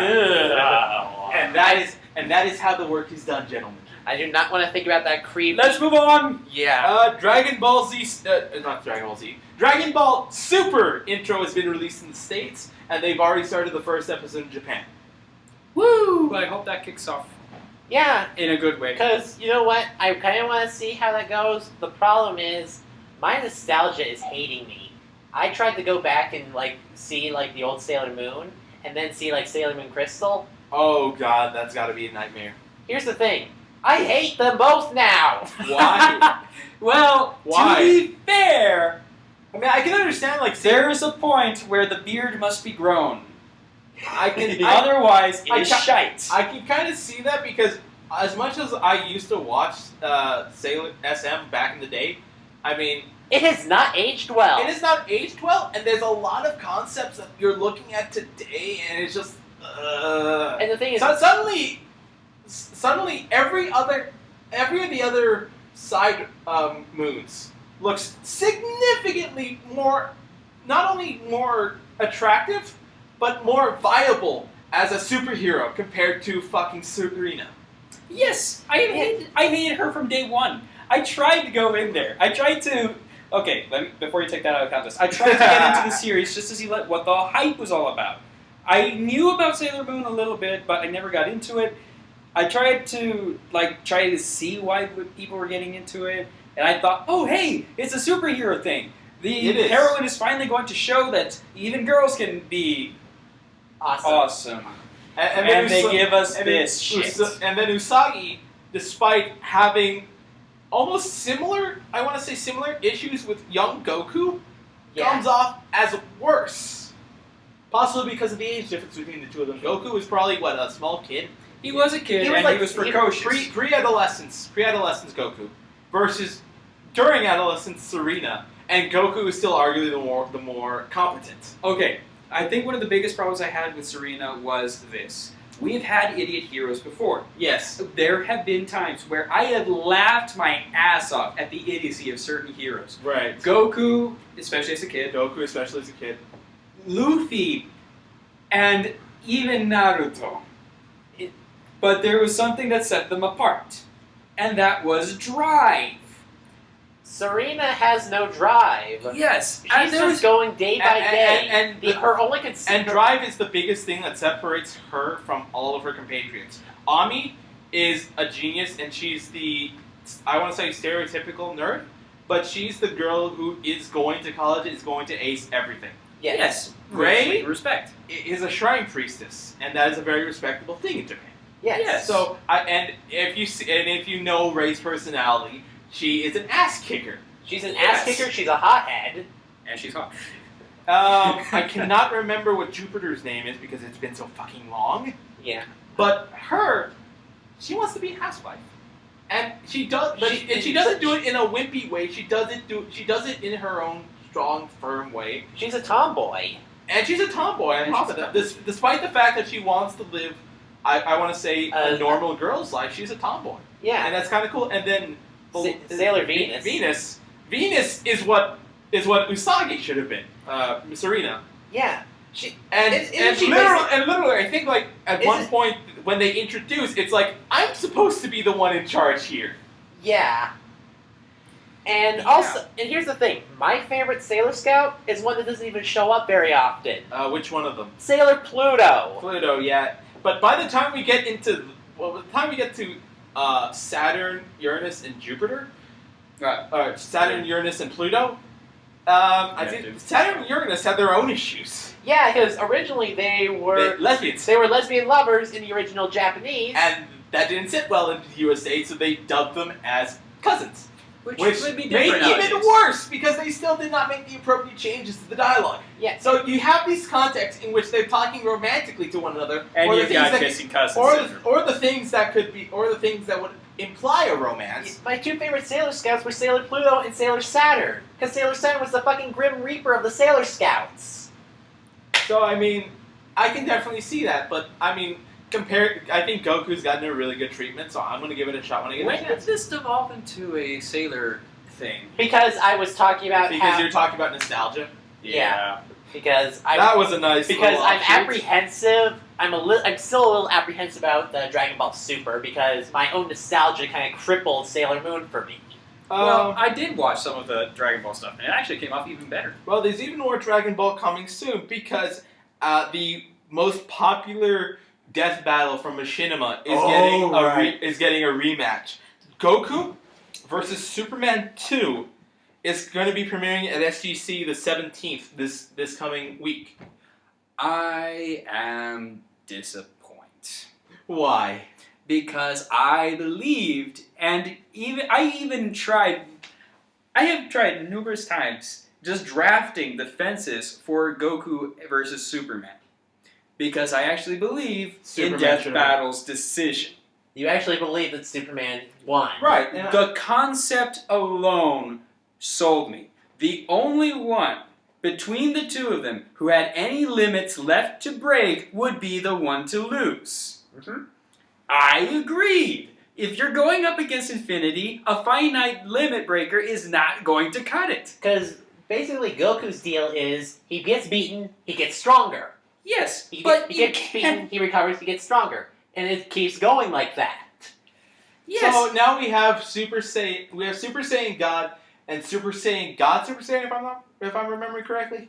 I think so. I think it's redundant, but anyway. Super Saiyan God, Super Saiyan God. No, it's Super Saiyan God, Super Saiyan. Because Super Saiyan God is the new base. I would just call it Super Saiyan God Plus and leave it at that. That would be simple. But again, they're bringing back Takahata. They're bringing not Takahata. Kaiser Neko. Is he Goku's voice in the theme for Star?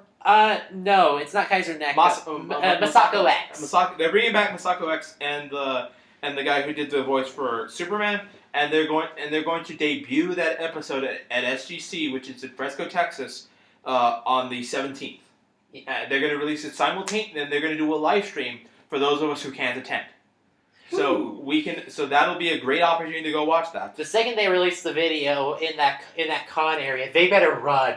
Yeah, it's going to be a clusterfuck. Speaking of things going on, aside from SGC, EVO, the fighting tournament, which I'm going to be watching like a motherfucker, is coming out also that weekend. Why don't you live something like Why don't you live tweet it? I probably will be live tweeting it. It's just going to be a bear because that also happens to be it happens to start my dad's birthday. Oh! But at the very least, the good thing is that the pools are going to be played on that day. So they are going to be doing Ultra Street Fighter 4. They're going to do Mortal Kombat X. They are playing Brawl competitively, and they're going to be doing standalone and teams. Oh, they're going to be playing Smash. Smash, standalone, and teams. And that, I think, both of you guys should watch just to see how insane the competitive level is. Because they do some bullshit. Oh yeah, I remember looking up some stuff on the Smash Wiki for like stuff they did in Melee. They were doing things that I tried to pull this off, and this is nuts. Well, I thought that like learning how to control the individual ice climbers was great, but then we've got stuff like this teleportation bullshit where you literally glitch out the character and make him zap and teleport to the point that he doesn't even need his standard recovery. Mm-hmm. He just teleports up to wherever, so he can never get kicked out. Well, there's a lot of different things, and when you see competitive play, you see that there's an emphasis on down A's when you're off the edge of the cliff, as well as delayed recovery to the point where people don't recover until they're minimized on the screen.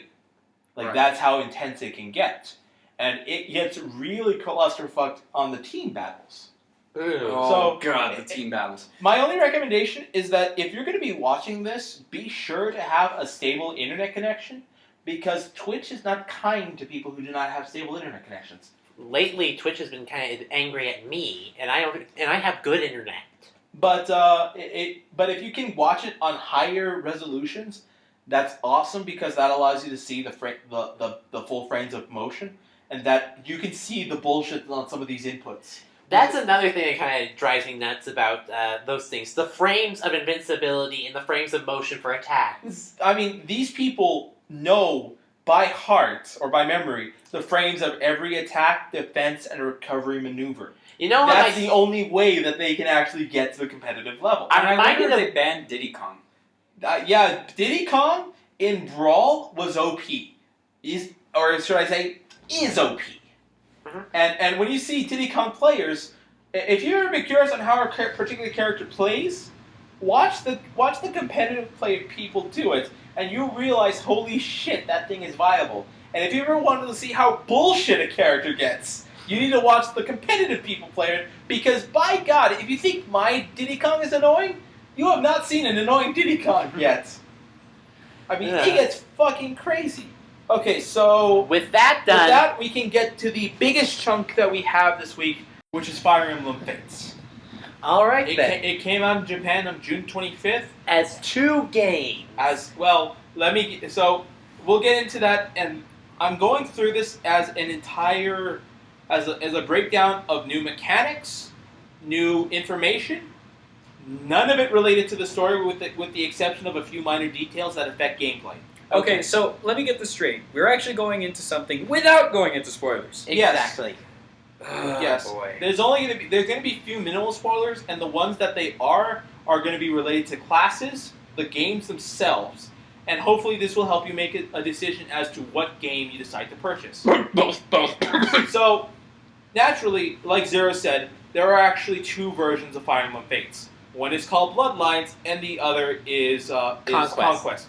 We knew this in advance before, but we weren't necessarily sure if these were game modes or game versions.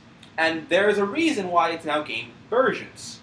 Bloodlines is going to be playing closer to Awakening, with a wandering map and repeatable encounters via the Reeking Box. Mm-hmm. So it's going to play exactly like Awakening in terms of the advancement style. All right, then. Conquest, on the other hand, is going to be closer to Blazing Sword, with consequential chapters, less money and experience gains, but you're going to have it's not going to be all kill the enemy's missions. There's going to be missions in which you have to hold off an enemy line, you have to break enemy lines, you have to capture the flag style missions. So a much varied gameplay, but also it's not going to be as grind. You cannot grind in that game. Which means it plays more to the classic Fire Emblem. Yeah. Furthermore, classes are going to be varied by which game you get.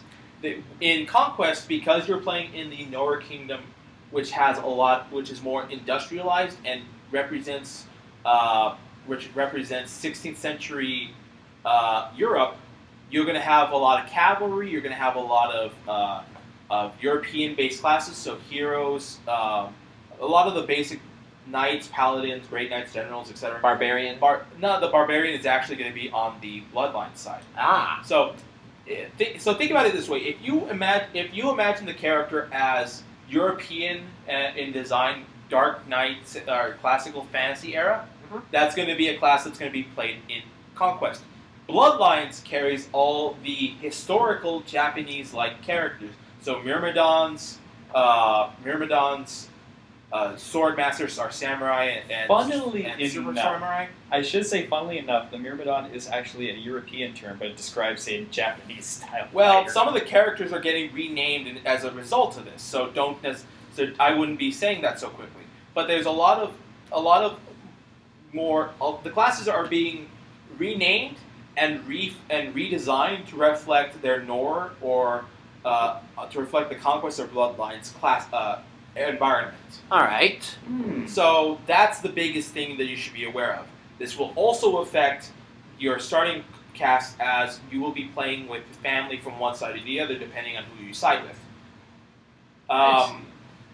Then next on the list we have attack stance and guard stance as new mechanics. And basically what this is this is an improvement on the dual attack and dual guard system from Awakening. So you can basically call out whether or not you're going to do a dual attack or a all guard. That's correct. The trade-off is that this is no longer based on percentages. You build up a meter which you can then call upon to do the double attack or to get the double defense. Now the deal is that the double defense does cancel out the double attack. It will always do it. It's essentially to protect your extreme speed. Okay. So you will need to be aware of doing this when against multiplayer or against more advanced AI. I don't think I ever used this mechanic. No, the double attack and double guard was automatic. Oh, so yeah, you did so not it- have to think about it. Now you do. Okay. But So, like, if I equip the Brave Sword, then you can call out a 4 times attack. yeah. But that's only once, and you still have to call it out on. You still have to charge enough meter to do so. True. But that would actually get past the double defend, right?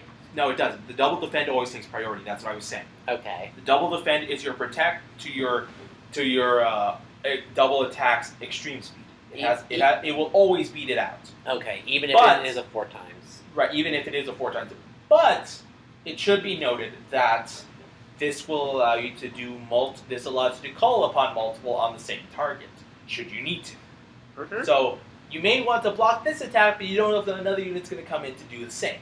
All right. So it creates that sort of tension where you are sitting on it and have to call whether or not you call on it. All right. Now I don't know whether or not it's the same bar for a dual attack or a dual defend.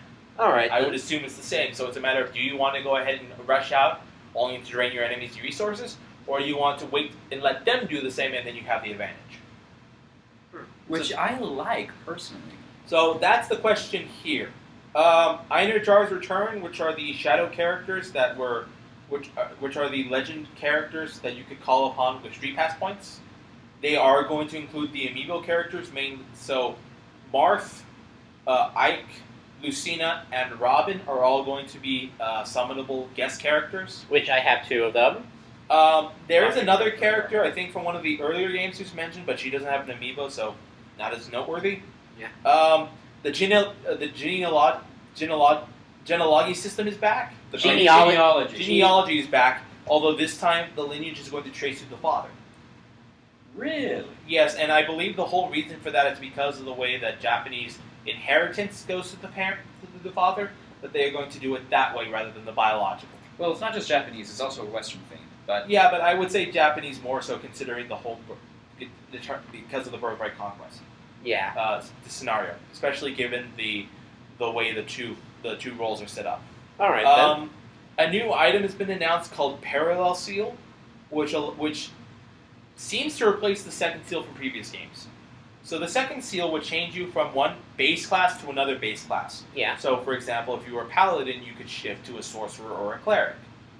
Yeah. The Parallel Seal is allowing you to do the same, but bypass downgrading in addition to the side change. So if you want to switch to a paladin to a healing class, you can go from Paladin to War Priest right away, or Paladin to to Valkyrie. You could do the same with the second seal, but I believe the difference was You're downgraded regardless if you use second seal. Yeah, you're reverted to level 1. You're reverted to the base class. You not just drop down to level 1, but you're reverted to the base class at that point, and then you have to promote yourself back. Yeah, up. because if I recall, I made Crom. I forgot. I think I was a general. And he had to go through a knight. Yeah, he had to go through a knight. So this, And then when I wanted to turn him into a great lord, Hey, I had to go back. general? yeah, You can make a Yeah. you can make Crom into a general. Yeah. Well, you can make him into a great knight. That's what it was. That was what. That It was that. But again, the idea is that you can now switch between prestige classes easier. Yeah. The thing is, I had to fully do his. Great Lord, No, I didn't even do the great lord first. I did lord, then I went to cavalier, and then you did Great Knight. then great knight, and then I moved back to Lord, and lord then to Great go to Lord. great lord. That's how it worked. Hmm. Because I couldn't go straight to great lord from across. Right.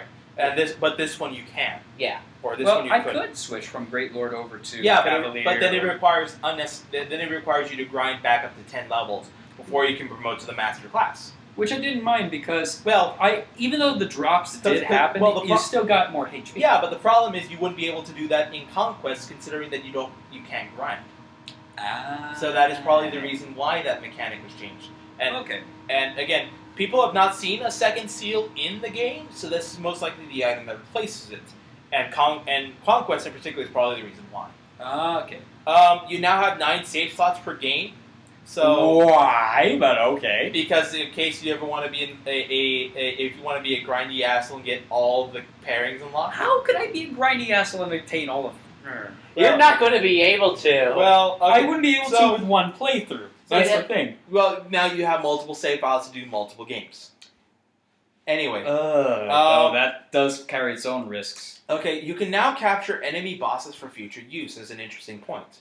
This was a That sounds great because I felt like a dick for killing Mustafa. because there's a list of bosses in the wiki page that says who can be captured, but I'm pretty sure that it's most of the not any of the major antagonists, but the minor ones that you come across every chapter. Mhm. Those can be captured. I'm not too sure on the capture mechanic. I didn't read into it because I didn't want to spoil it. Well, first you weaken it, But I'm it's assuming- better if you put them to sleep or paralyze I was going to them. say that. Yes, I'm pretty sure it's going to work something similar to Pokemon. or if you And have a master ball. I'm pretty sure. Or what would it be in this game? A master net? I'm pretty sure. I'm Yeah. pretty sure just the Lord enemies would just go ahead and have the capture command as well, Surrender. and that's pretty much how it would work. Yeah, it would just probably be a talk command. So maybe. we have the biggest or one of the bigger controversies for this game was Phoenix mode, which is even easier than casual mode in that I can see Legend is already throbbing on the I couch. seen what Phoenix mode is, and it's an insult to the Fire Emblem series. So- it was meant to be a challenge. Phoenix mode, if an allied character dies, they come back in one turn. Now, I can see a reason to justify having this, and this has happened to me a lot. Character dies, you have to restart the whole mission again. That is one thing, and especially if the point of the game that I'm trying to play is not the strategy element, but the shipping mechanic. Right. There have been many times because you when... want to grind the certain relationship that way. Exactly. So the other thing that's you're probably both going to hate this is forced difficulty drops. Should you fail a particular stage X number of times, the game autocorrects you to the lower difficulty. Can you change it back? I don't know. But if you're playing on Classic, it will drop you to Casual. And if you fail on Casual still, it will drop you to Phoenix. Now, it doesn't alter the actual difficulty, so you're stuck in whatever difficulty between normal, hard, and lunatic.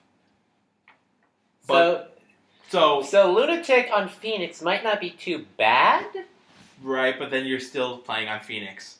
True. I don't have too much of a gripe with Phoenix mode. It's an interesting mechanic. I mean, if you're not a fan of the whole dying part. Right, but again, But What set them apart? I mean, casual mode. Seriously. I think casual mode was just enough for me personally. yeah, that's what and I don't know I don't need a noob mode. I don't know why they needed to introduce Phoenix mode, but apparently someone did. I think it's because Fire Emblem has had a history of being too goddamn hard. Yeah, but I I mean, don't want it to be. I don't want it to be too goddamn easy, though. A game that plays itself has no value. Well, you know, keep in mind. Do this for me, Legend. When you get the game, do 2 files. One on normal. Do normal, casual, however you like to do it. I prefer classic usually. And then do a mode Lunatic Phoenix. See how that works. And keep in mind, this difficulty drop alters the death rate. It does not necessarily alter the actual difficulty. So you will go from normal classic, normal casual to normal Phoenix on repeated deaths. And I understand this is like repeated deaths. I'm talking 3 or 4 times on the same chapter in the same city. If they make this a mode as opposed to making it a hard set mechanic, I might forgive. I think it's a hard set, but I'm not. Again, translation. There are things that can be erred upon. Let's not completely focus on it, as we all know, Legend. Yeah, let's not gripe on it. To be fair, I haven't played it yet either, so Right. well, I'll go ahead and Right, give let it the a pass until I play it. let the translation slide until we get our hands on it. We have a new ranged weapon class, and these are called hidden weapons, and these are your kunai, shuriken, typical ninja weapons that can be used at a range. So we finally have a dagger mechanic. Yes. So with the inclusion of a new ranged weapon, the weapon tree has been revamped to include ranged arsenals as well into the main tree, to the point where swords and magic counter axes and bows, which counter lances and hidden weapons, which then go back and counter swords and magic. So actually, that makes a lot of sense. So think about it. How do you stop a mage casting a spell? You hit them You hit them with something you wouldn't expect. Yeah. You hit them with And something they wouldn't expect. And magic would counter traditional bows, and bows have larger range and better accuracy than a typical hidden weapon. Yeah. And anyone who's familiar with Skyrim would understand sword, axes, lances as far as why they counter one another. Yeah. So to be fair, a lance is not easily broken. Well, the lance in this game also refers to spears, so it's that misnaming thing that happens. But again, this is part of the reason why the classes sometimes had to be not only renamed but almost repurposed, because there's some classes in here that were classics that are completely different from their Awakening and Fire Emblem counterparts. Which is something I am looking forward to Which seeing. is going to be very interesting to see how they play against one another. Didn't they have the introduction of a new class as well? Tons of new classes, but we'll get to that later. Heck, Okay. some of these just changed, and some of them look like just flavor changes, but some of them look like complete overhauls. Yeah. It's crazy. So in Awakening, we had the rally system, which is the protagonist can rally his teammates and give them a temporary turn boost. Right. In this game, we have something a bit more unique and a bit more widely given, and that is the Dragon's Vein ability. Dragon's Vein? In the lands of Conquest and Birthright, people born of nobility have the power of dragons, literally, which allows them to shape the earth. Any of the 10 members of the royal family who are involved in Conquest and Birthright Have this ability, and they can alter set parts of the map at will.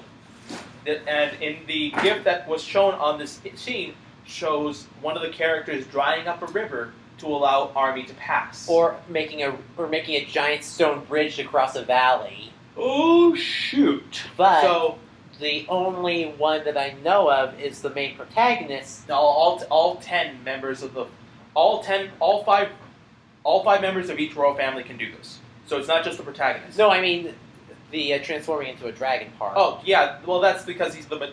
We'll get to the protagonist on that in a matter of point. Okay. But every member of the royal family who's involved in this game, which there are 10 of, can do this ability. So even if you don't send out the protagonist, as long as you send out one of the other royal family members, they can do this, and your army has access to it. So you're not just.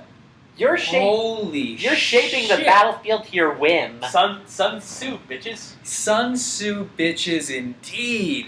Oh, that was one of my favorite things, taking advantage of the battlefield. But now you can alter the battlefield to suit you. That Yes. is awesome. Now that being said, guess what? When you come across the family fights, They can do the same. so Yes. That sounds awesome too. Yes, It's a battle that shapes the very land itself. All right, so Yes! among some of the new features we have, so we had the barracks back in Awakening. But in this case, they're not just little. This is not just one tiny little room. You have a castle, You have a whole fucking castle. and at least for Conquest, this is supposed to be where you get your new companions. Really? Because remember, in Bloodlines, you can't go back and repeat things. So you don't get to explore, and everything has to go through a set phase. So if you're going to restock and revamp, you actually have to do it in between stages, and not just because you fucked about grinding so much money that you could go ahead and buy an entire new castle made out of gold. Fair enough. So my castle is where you do the My Barrack stuff, as well as you can manage Barrack stuff. where you do all the management of units. Okay. So here's the last two things on this list as far as new features go are somewhat controversial because it changes Fire Emblem steadfast mechanics. The first is something we kind of saw in Awakening, but now it's a bit more hard set. Certain playable characters are going to die in game. Which you can change. Some of them you can change. It's not revealed who, it's not revealed how, but it's revealed that certain characters, and it alludes to being family members, will die. And some of them you can save, but some of them you cannot. Damn. Which does make it pretty interesting in and of itself. So this is like the Emerin thing in Fire Emblem Awakening. Yeah. Spoilers. But not having the paralogue to undo the ending. Other spoilers. Yeah. So although it's kind of bittersweet. the other thing that's interesting are the A+ supports. A+ support. So as we all know in Fire Emblem, you can do supports which allow characters to pair up better together, and they go through rankings from C to S. S ranks are solely reserved in the later series for characters to hook up and spawn children units based on the union of the two parents. Yeah. Well, now you can max out same gender partners that aren't going to be romantic with A+. And the alleged benefit to A+ supports is that it allows those characters to change to one another's classes, or add their base classes to be transformed to with the use of seals Holy shit. So if you could not get Stahl to become a thief in the last game, you can pair him up with Gaius, get the A+ ranking, they become homeboys, and then suddenly you can have Gaius as a knight and Stahl as a thief. Which would be so freaking cool. Now, I did mention Gaius for just that, and he's interesting because Gaius and Cordelia have some uncanny reincarnations in the Bloodlines game. Okay, Bloodlines being The Japanese one. Japanese one. Yeah, there's a ninja named Gurei, and a Pegasus rider named Matoi. Yeah. Who look, you would swear that it's Gaius and Cordelia reincarnated. Down to the point that Cordelia has a secret crush on one of the characters who's already married, and Gaius is a thief, except he's a ninja because cultural. Ninja. Does he have a thing for sweets? Yes, he does. Oh, fuck, he does! And if I recall, there's also a reincarnation of Tharja. Yeah, there's also Tharja's reincarnation, who's named Celia, who, guess what, has a severe obsession with the main protagonist. However, I should mention that Celia is a child character. She is actually the daughter of one of the other characters from the Bloodlines game. Which means, yeah, it's about to get creeptastic in here. Also, interestingly enough, Celia, being Tharja's reincarnation, can actually marry a female avatar. And this isn't just like an A+ support. This is full S. This is full S. Woo! So remember that Fire Emblem promised to allow same-sex marriage. well, there are 2 characters you can do it with, 1 in each game. There is if you decide to go with Birthright, which is the ninja game, which is the samurai game, you get Tharjas Reincarnation Syala. Cilia. Cilia or Syala, depending on how you pronounce it. It's Syalla, so Syala or Cilia, depending on how you pronounce it. But the other one for Conquest is a silent, stern-hearted ninja. I don't think he's a ninja. I think he's a trickster, actually. His name is Zer0.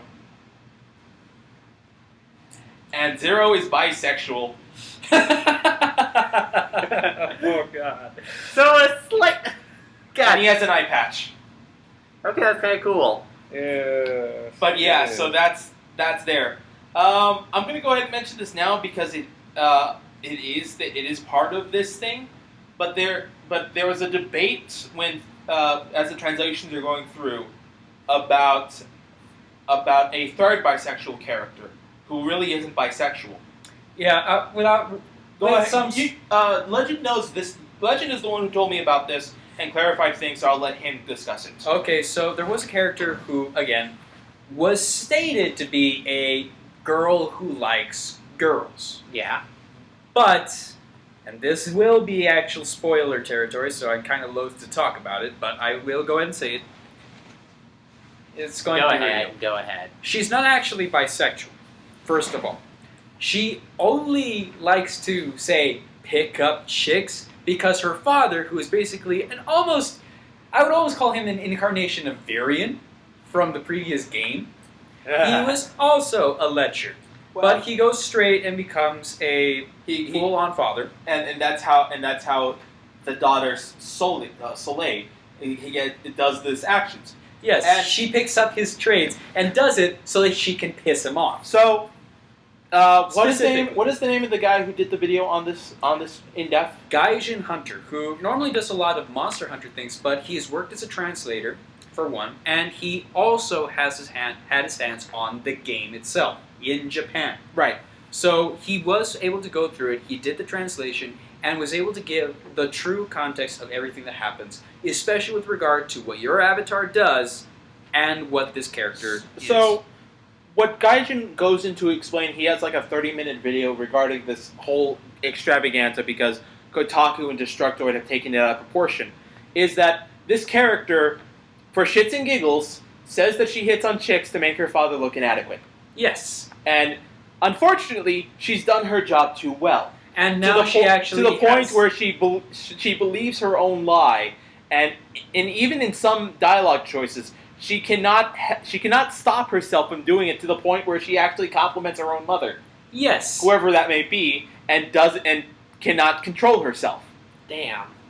So she As- understandably starts feeling awkward. As a result, she goes to the antagonist and says, Antagonist. Holy crap. The protagonist, sorry. She goes to the avatar and says, "I can't focus. This charade has gone too far." Okay, now here's where the debate steps in. This is where the crazy steps in. If I may? Yes. Okay, so the big debate, and this is the reason that the Destructoid, Kotaku, etc. warriors the social justice warriors have gone up in a frenzy. Okay, so upon talking to the protagonist about their problem, the protagonist, well, according to the warriors, the protagonist slips something into her drink to fix her gayness.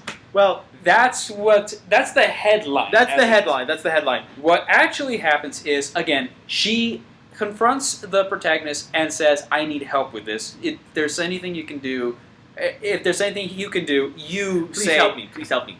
And you say, "Yeah, I'll think of something." And then what he does is he gives her a potion that basically turns everyone into Tim Curry. It gender flips everyone in sight. So your main character protagonist, actually looks like a girl in locks. And funnily enough, Soleil says that you're not her type. At first. Until you go kawaii. Until you go to the S rank. Into which she falls over in a nosebleed, which is funny as hell. And she goes off to start having fun with all the guys to see just like how everyone looks as a cute little girl. So imagine having Rule 63 goggles for a second there. Yes. And that's basically what what happened. And she takes it as a form of training. And your character also takes it as a form of training. To which you both realize that, yeah, we care about each other enough. We've been on the battlefield. We've done all this for each other off the battlefield. Let's make it official. Mm-hmm. So, And she admits that she actually fell in love the first time you actually went kawaii. Now here's the thing. That is the main concern that a lot of the social justice warriors had because they thought brainwashing. They thought it was brainwashing, the drugging of the drink and whatnot. But again, Fantasy. this was not just fantasy, but- This is a joke that went to the literal worst extreme and is actually causing problem for her. This is someone who was essentially making comments about the same sex for lulz before realizing, oh shit, I may actually have a problem. Yes. Yeah. And therefore wants to go. This isn't a lesbian going straight. This is a straight girl dealing with experimentation. Yeah. Yes. And I would like to also address that she's not a bisexual character, despite Kotaku and Destructoid saying she is, because she can only male a marry version of the protagonist. She can only male and marry? She can only marry a male version. Okay. She cannot Alright. She's not like Zer0 or Syala, who can marry both genders. All right. And even then, Zer0 can aside from the protagonist, Zer0 goes with guys, Syala goes with other girls, but they are both willing to play with both teams for the protagonist. Yes. Okay, so now what is to note is that for Soleil, this character who has so much controversy about, is the father of a pre-existing character. Well, the deal is that several other existing characters show up. And this is kind of worrying because To me, it makes sense. It makes sense because these characters would be young enough to go ahead and live through it, and then reappear in the future game. Oh, right. Well, I'm just talking about like recurring character. Well, yeah, but I mean, the reincarnation is one thing because they literally go ahead and make jokes about it. This is actually character carryover. Now, these characters only appear in the Conquest version, which are Zer0, Owain, and Inigo. Inigo is the father of Soleil, this character we've been talking about. Well, I don't know if he is Inigo or... Yeah, he is Inigo. If you click, I've looked it up. He is an ego. If you click on the Fire Emblem, if you click on their new name, it redirects you to their Awakening page. Huh. So they are confirming that those characters are in fact the same from Awakening. And I looked up on Google Images. He is basically an ego. And it looks exactly as if they were from Fire Emblem, minus the fact that the hair is adjustable. Yeah. So. Although they are given new names, so Zer0 is now called Luna, Owain is called Odin, and Inigo is called Lasward. But otherwise, they are the exact same character, and remember the events of Awakening. So Anna is Anna. She stays there. Now Anna also appears, but Anna is available to both games. Yeah. And she's basically a sort of staple in the Fire Emblem series. So and she's always been around she's always been around as the traveling merchant. But it's only until Awakening that she actually got to fight. Yeah, which was a trickster, and she'll probably be returning into that role in Um, this. Yeah, So- and all the Annas have the same face. And which is the hilarious. Anna thing is much like Nurse Joy or Officer Jenny in that they look the same, they all have the same profession, and it just gets fucking confusing at family reunions. Yes, it does. So in addition, because of the Japanese-based theme, they are also adding many subtypes. Katanas are for swords, naginatas are for spears, kanabas are axes, shurikens for hidden weapons, and batons for staves. Which I think is kind of cool in and of itself. It really does separate these two different cultures. Okay, so now we get to the nitty-gritty, which is the new classes. Ooh boy! All right. Buckle down, everyone. We've got a lot to cover. Oh, God. First off, Even more than before. So first off is your protagonist class, which is called the knower prince or princess, and they will always be considered a knower prince or princess, even if you go to the bloodlines. Question: are you able to customize like you did with Robin, such as Yes. buffs and debuffs? Yes, the full customization is back, although you're limited to 2 body types. Really? Yes, so you're not going to be able to. So I'm assuming there's young and buff, and that's all you got. Okay. But as far as like visually, there's supposed to be other things, hats, lots of other mini stuff, but that only appears in-game cutscenes and not necessarily the movie cutscenes. Oh, fair enough. But again, nice. There's supposed to be more customization. The Nora prince or princess can evolve into a specialized class based. I'm sorry. First off, the Nora prince or princess use swords and dragon stones as their weapons. That is very interesting. And that is technically Manichees. And that is a reference to the dragon's blood that runs to all the royal family. Although in our special little protagonist case, they have a bigger concentration, which allows them to actually use dragon stones. Okay. And they are the only ones out of the 10 members of the royal family families who can do this. Okay, this does bring up something that I did remember seeing in the trailer. At one point, you actually see a creature bent over a woman and strangling her. Yeah, that's the main character. Who is, in fact, the main character. And they look completely different to any Manakee form we've ever seen. Right, before. yeah. And that again, that's story, that's spoiler, let's move on. Their evolved class actually depends... It's a trailer. Well, Can we continue on? Let's continue on. The evolved class actually will depend on what game you're playing. If you're playing Birthright, you evolve into what's called the White Blood. If you go with the Conquest class... The Black Blood. The Black Blood. When did this become Soul Eater? And the White Blood gets an extension, gets a new weapon in the use of staffs. The Black Blood can use tomes. So you can use 3 weapons. So you have 3 weapons, and the third one depends on which game you get. Both of them are the same physique, although one is white and one is black. No shit. Yes. And the difference is that there's a signature weapon that the protagonist gets later in the game, which will get a different aura depending on which prestige class you get. Interesting. Okay. The next class that's of a significant note is the Songstress, which is the signature class of the dancing girl we saw in the opening trailers. Songstress. And I won't talk about her story because that's very important. All right. But so she's a dancer and she can use lances, so she's not defenseless like Olivia. So she's a dance lancer.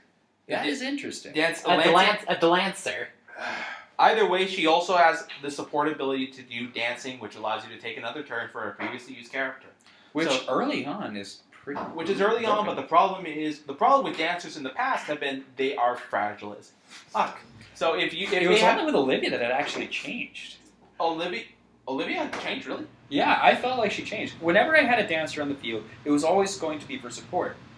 And I'm talking my But dancers have weapons. Dancers I never really saw a dancer with a weapon. Yeah, that's why. But Olivia got the chance to actually go into other classes and then come back with those powers and be an offensive dancer. But did she have the ability to use a weapon while dancing? Yes. Oh, okay, I didn't know that. But anyway, all right. Moving on. We got a lot to cover. Don't worry. If we go over, we'll just make Ravenloft a separate podcast, which we have. Which we will. Decided. So chill. We now have a new class, which is you have a support character that will always follow you, and their gender will offset your protagonist. So if you're a male protagonist, you have a maid following you around, and if you're a female protagonist, a butler will follow you around.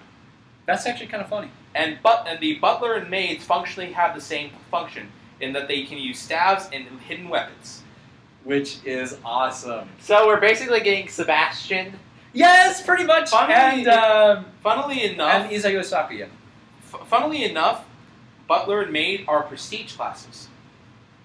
Really? They're the prestige classes. Yes, they're. To what? One of them later. One of the newer classes we'll get going to later. But there's also some newer classes that are more evolved. We have a Revenant Knight, which is a Weaver Knight that has the access to tomes. So the Black Rider of Weaver Knights. Ooh, that's cool. And they can use tomes instead of they can use tomes much like Aversa did. Which is awesome. That's actually really freaking cool. Yeah. So now we get Aversa without having to do her side thing. Well, there are still Dark Flyers in existence, but this is now a new take on them. That's instead a really different flavor. Instead of them being magically bulky, they're now physically bulky. And then they have axes to boot. So remember on the new weapon tree, that means that axes and magic can now counter the weapon triangle, which is impressive. Yes. We have four beast classes.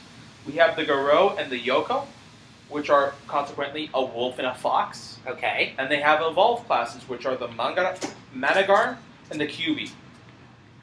Oh, they evolved the beast classes. They evolved the beast classes. So that is great. I gotta say, I saw the beast. So the wolf, the wolf that joins your team is a male, and the Yoko that joins your team is a female. Of course. Because that's how it usually rolls. The Garou looks like freaking Lester from Bravely Default. He's in a vest and shirt, and So he looks like a badass motherfucker. So he's classy badass. He's a classy badass. Oh, that's already Why great. am I picturing a Lester DeRosa with a freaking... Yes, he's Lester He's a DeRosa as a werewolf. Yeah, but I'm picturing him wearing the the archer mask from Bravely Default. Also, that character's daughter becomes Little Red Riding Hood. Seriously? Yes. Now that's some slash. There's some good stuff. There's some slash fic for you.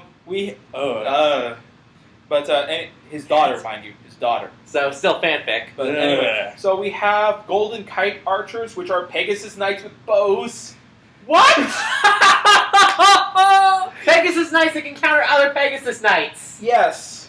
Anti-Pegasus Knights. That is beautiful. We have Shura, which are barbarians with spells. Shh.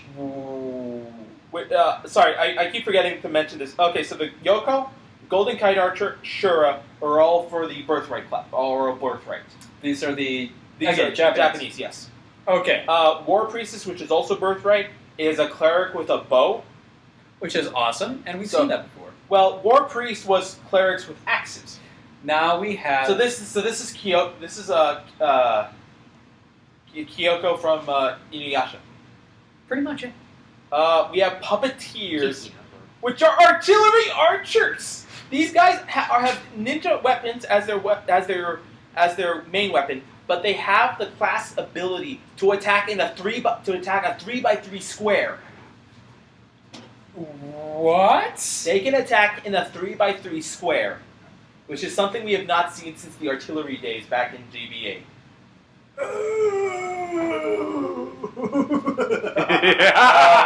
Yes! Okay, so this game includes the chance that you actually get villagers to go up through your ranks. Okay, And So we got Donald. And so you actually get bottom tier classes that can become a merchant, which is an archer promotion solely for villagers, and merchants from there can become great merchants, which have lances and bows. Great merchants. Great merchants. Yes. This sounds like a joke class. Watch it be the most amazing thing in all of gaming. I hope that it is. Watch it be Hero Both- Donald. Merchant and I don't great, think I can. merchant and great merchant are also solely available to birthrights. We have the Weapon Master, which allows you the use of all three melee weapons: swords, spears, and axes. It's over! It's over now! We have the Basara, who are magic lance fighters, and the Sentinel, which is essentially a barbarian evolution or a berserker evolution of spear fighters, which is just lances but stronger. So again, lances are getting more love too. And the last two classes, I don't know. This was obviously done to account for the new weapons triangle, but check this out. Outlaws are thieves. They replace thieves in their functionality, but they can use bows. Which is awesome. So the movement of a thief with the range of a bow. They sound like annoying enemies. And they evolve into adventurers, which are tricksters with bows and staves. Oh, that sounds glorious. This sounds like a completely different game from Oh yeah, the game I played before. they definitely changed a lot of the things. That's one side of the equation. So the rest of it is class renaming. Archers are now bowmen, snipers are now holy bowmen, barbarians are oni savages, warriors are blacksmiths, clerics are priestesses, ninjas have their own subclass now. They evolve into elite ninjas, which are assassins. Samurai are myrmidons, true blades are swordmasters. The lance fighter is what replaces the basic soldier class in the basic games that was just a spear user. Spellcasters are mages are spellcasters. Sages are exorcists. Clerics are priestesses. Troubadours are rod knights, and now they are unisex. As are Valkyries, who are now called strategists. Strategists. And Pegasus and Falcon Knights are now unisex. So even a guy can ride a Pegasus. Yes. Which was kind of... I feel like that's some subtle commentary on My Little Pony. Yeah. Moving on. Other than that, all those classes play the same as mentioned. They just have new names. All of these renames are for the birthright classes only. So In Conquest, they'll just be the same. in Conquest, you have different classes, and this is the driving wedge: is that you no longer, if you want to reclass to some of the other classes, you have to go ahead and reclass. You do not have access to them right off the bat, and that's going to be amazing because it means you have to think differently. If you thought that, I can get through this with Pegasus units, you can't. If you want to get through this section with Knights and you're on the other game, you can't. You have to think more creatively with the units that you have, which is interesting. And again, I guess this is why they had to separate into two games, because one game is going to be based off the classic formula, and then the other game is going to work off of Awakening series. So Awakening has really changed things up. Yeah. Huh. So And I think this is also going to be a way for the people behind Fire Emblem to see which one people prefer more. Yes, this is a. If they prefer the Awakening I style. love the sound of both already. I know, and that's why it sucks because that lures people to get both, and that thing is bullshit. Which means that they're not going to get proper data on this. Well, the other thing you should know is that there is going to people who are concerned about going one way or the other need not necessarily worry. There is a third route, which is essentially a third solution that is available for DLC that you can buy, that is downloaded free for everyone, and that includes an alternate path which allows you to team up with the other army. That sounds huge. Is that the true ending? It's a third route. It has not been confirmed as a true ending. It hasn't been confirmed as a dream sequence. All we know is that there is a third route, but it allows you to essentially get the other class and use that in your game. So even if you start out with one game or the other, you will have access at the end to all the units. Which is nice. There's also DLC classes that have been announced. One class is the Arbalist, which is someone who actually uses a ballista from classic games. And they're back. And there's also supposed to be a Witch class, which is the first thing, which is a new class to the Fire Emblem series. A Witch class. A Witch class. So if I had to take a guess, it would have to be the opposite of the Weapon Master, in which it uses magic bows and hidden weapons. The opposite. All ranged. Which could be fun. Nice. I did forget to mention this in my notes, but the Dread Fighter class, which is the swords, axes, and spells class, which was DLC from Awakening, is also available to the Bloodlines as far as level as a promotion. Although I don't know if this still is any prestige class can promote to this with the use of the Dread Scroll, or whether it has its own particular level up. That hasn't been determined yet. All right, then. But the biggest thing that I have to note is unlocked is DLC classes, because what makes me wonder if we're going to see more of that. And I would like to see new classes that mix things up. This would be like releasing new Pokemon in a sense. Yeah. And I would like to see how that, because they already have a lot of new classes with the hidden weapons. They're just going to revamp everything for the combat. There is one thing that I wish they would bring back, and this is something from Sacred Stones. And that is the dungeon. One super dungeon that you can challenge yourself against, like multiple floors of... Maybe there might be a thing for that, but again, it's barely been released in Japan. It's barely going to be a month. We'll have to wait and see when it comes stateside and what else comes with it. Because if I'm mistaken, it's not going to be released till next spring. It's not going to be released until 2016, so the winter or the spring of 2016, maybe summer, depending on how late it comes out. Well, Fire Emblem hopefully I'll have Awakening it. came during the spring, right? Yeah, but I mean, it's not like Pokemon where they always do a release around the same time. Pokemon has almost historically been late in the fall of whatever year it comes out to. Speaking of which, we're due for Almost one. always on a Sunday too. No doubt. So, Speaking of which, we're due for one. well, we might get something next year, but that's something else. Zer0, what's coming up on the channel? Poison Type review will be coming up soon. Legend and I will start working on our new Let's Play when the time comes. For Secret now, project is secret. we're going to try to do as many Bayonetta episodes as we can while Leo's still in town. And we're probably going to also do the last Ravenloft episode, which we keep putting off because it's too fucking long. Yes. We've got so much to say. Yeah, it's So- already over 2 hours and 20 minutes for this. Don't fucking tell them! They'll see on the freaking thing. Oh, fuck that. Anyway, This is LeoForce. this is Death Zero. And this is Legend Hunter, signing out. See you later, guys. Ciao.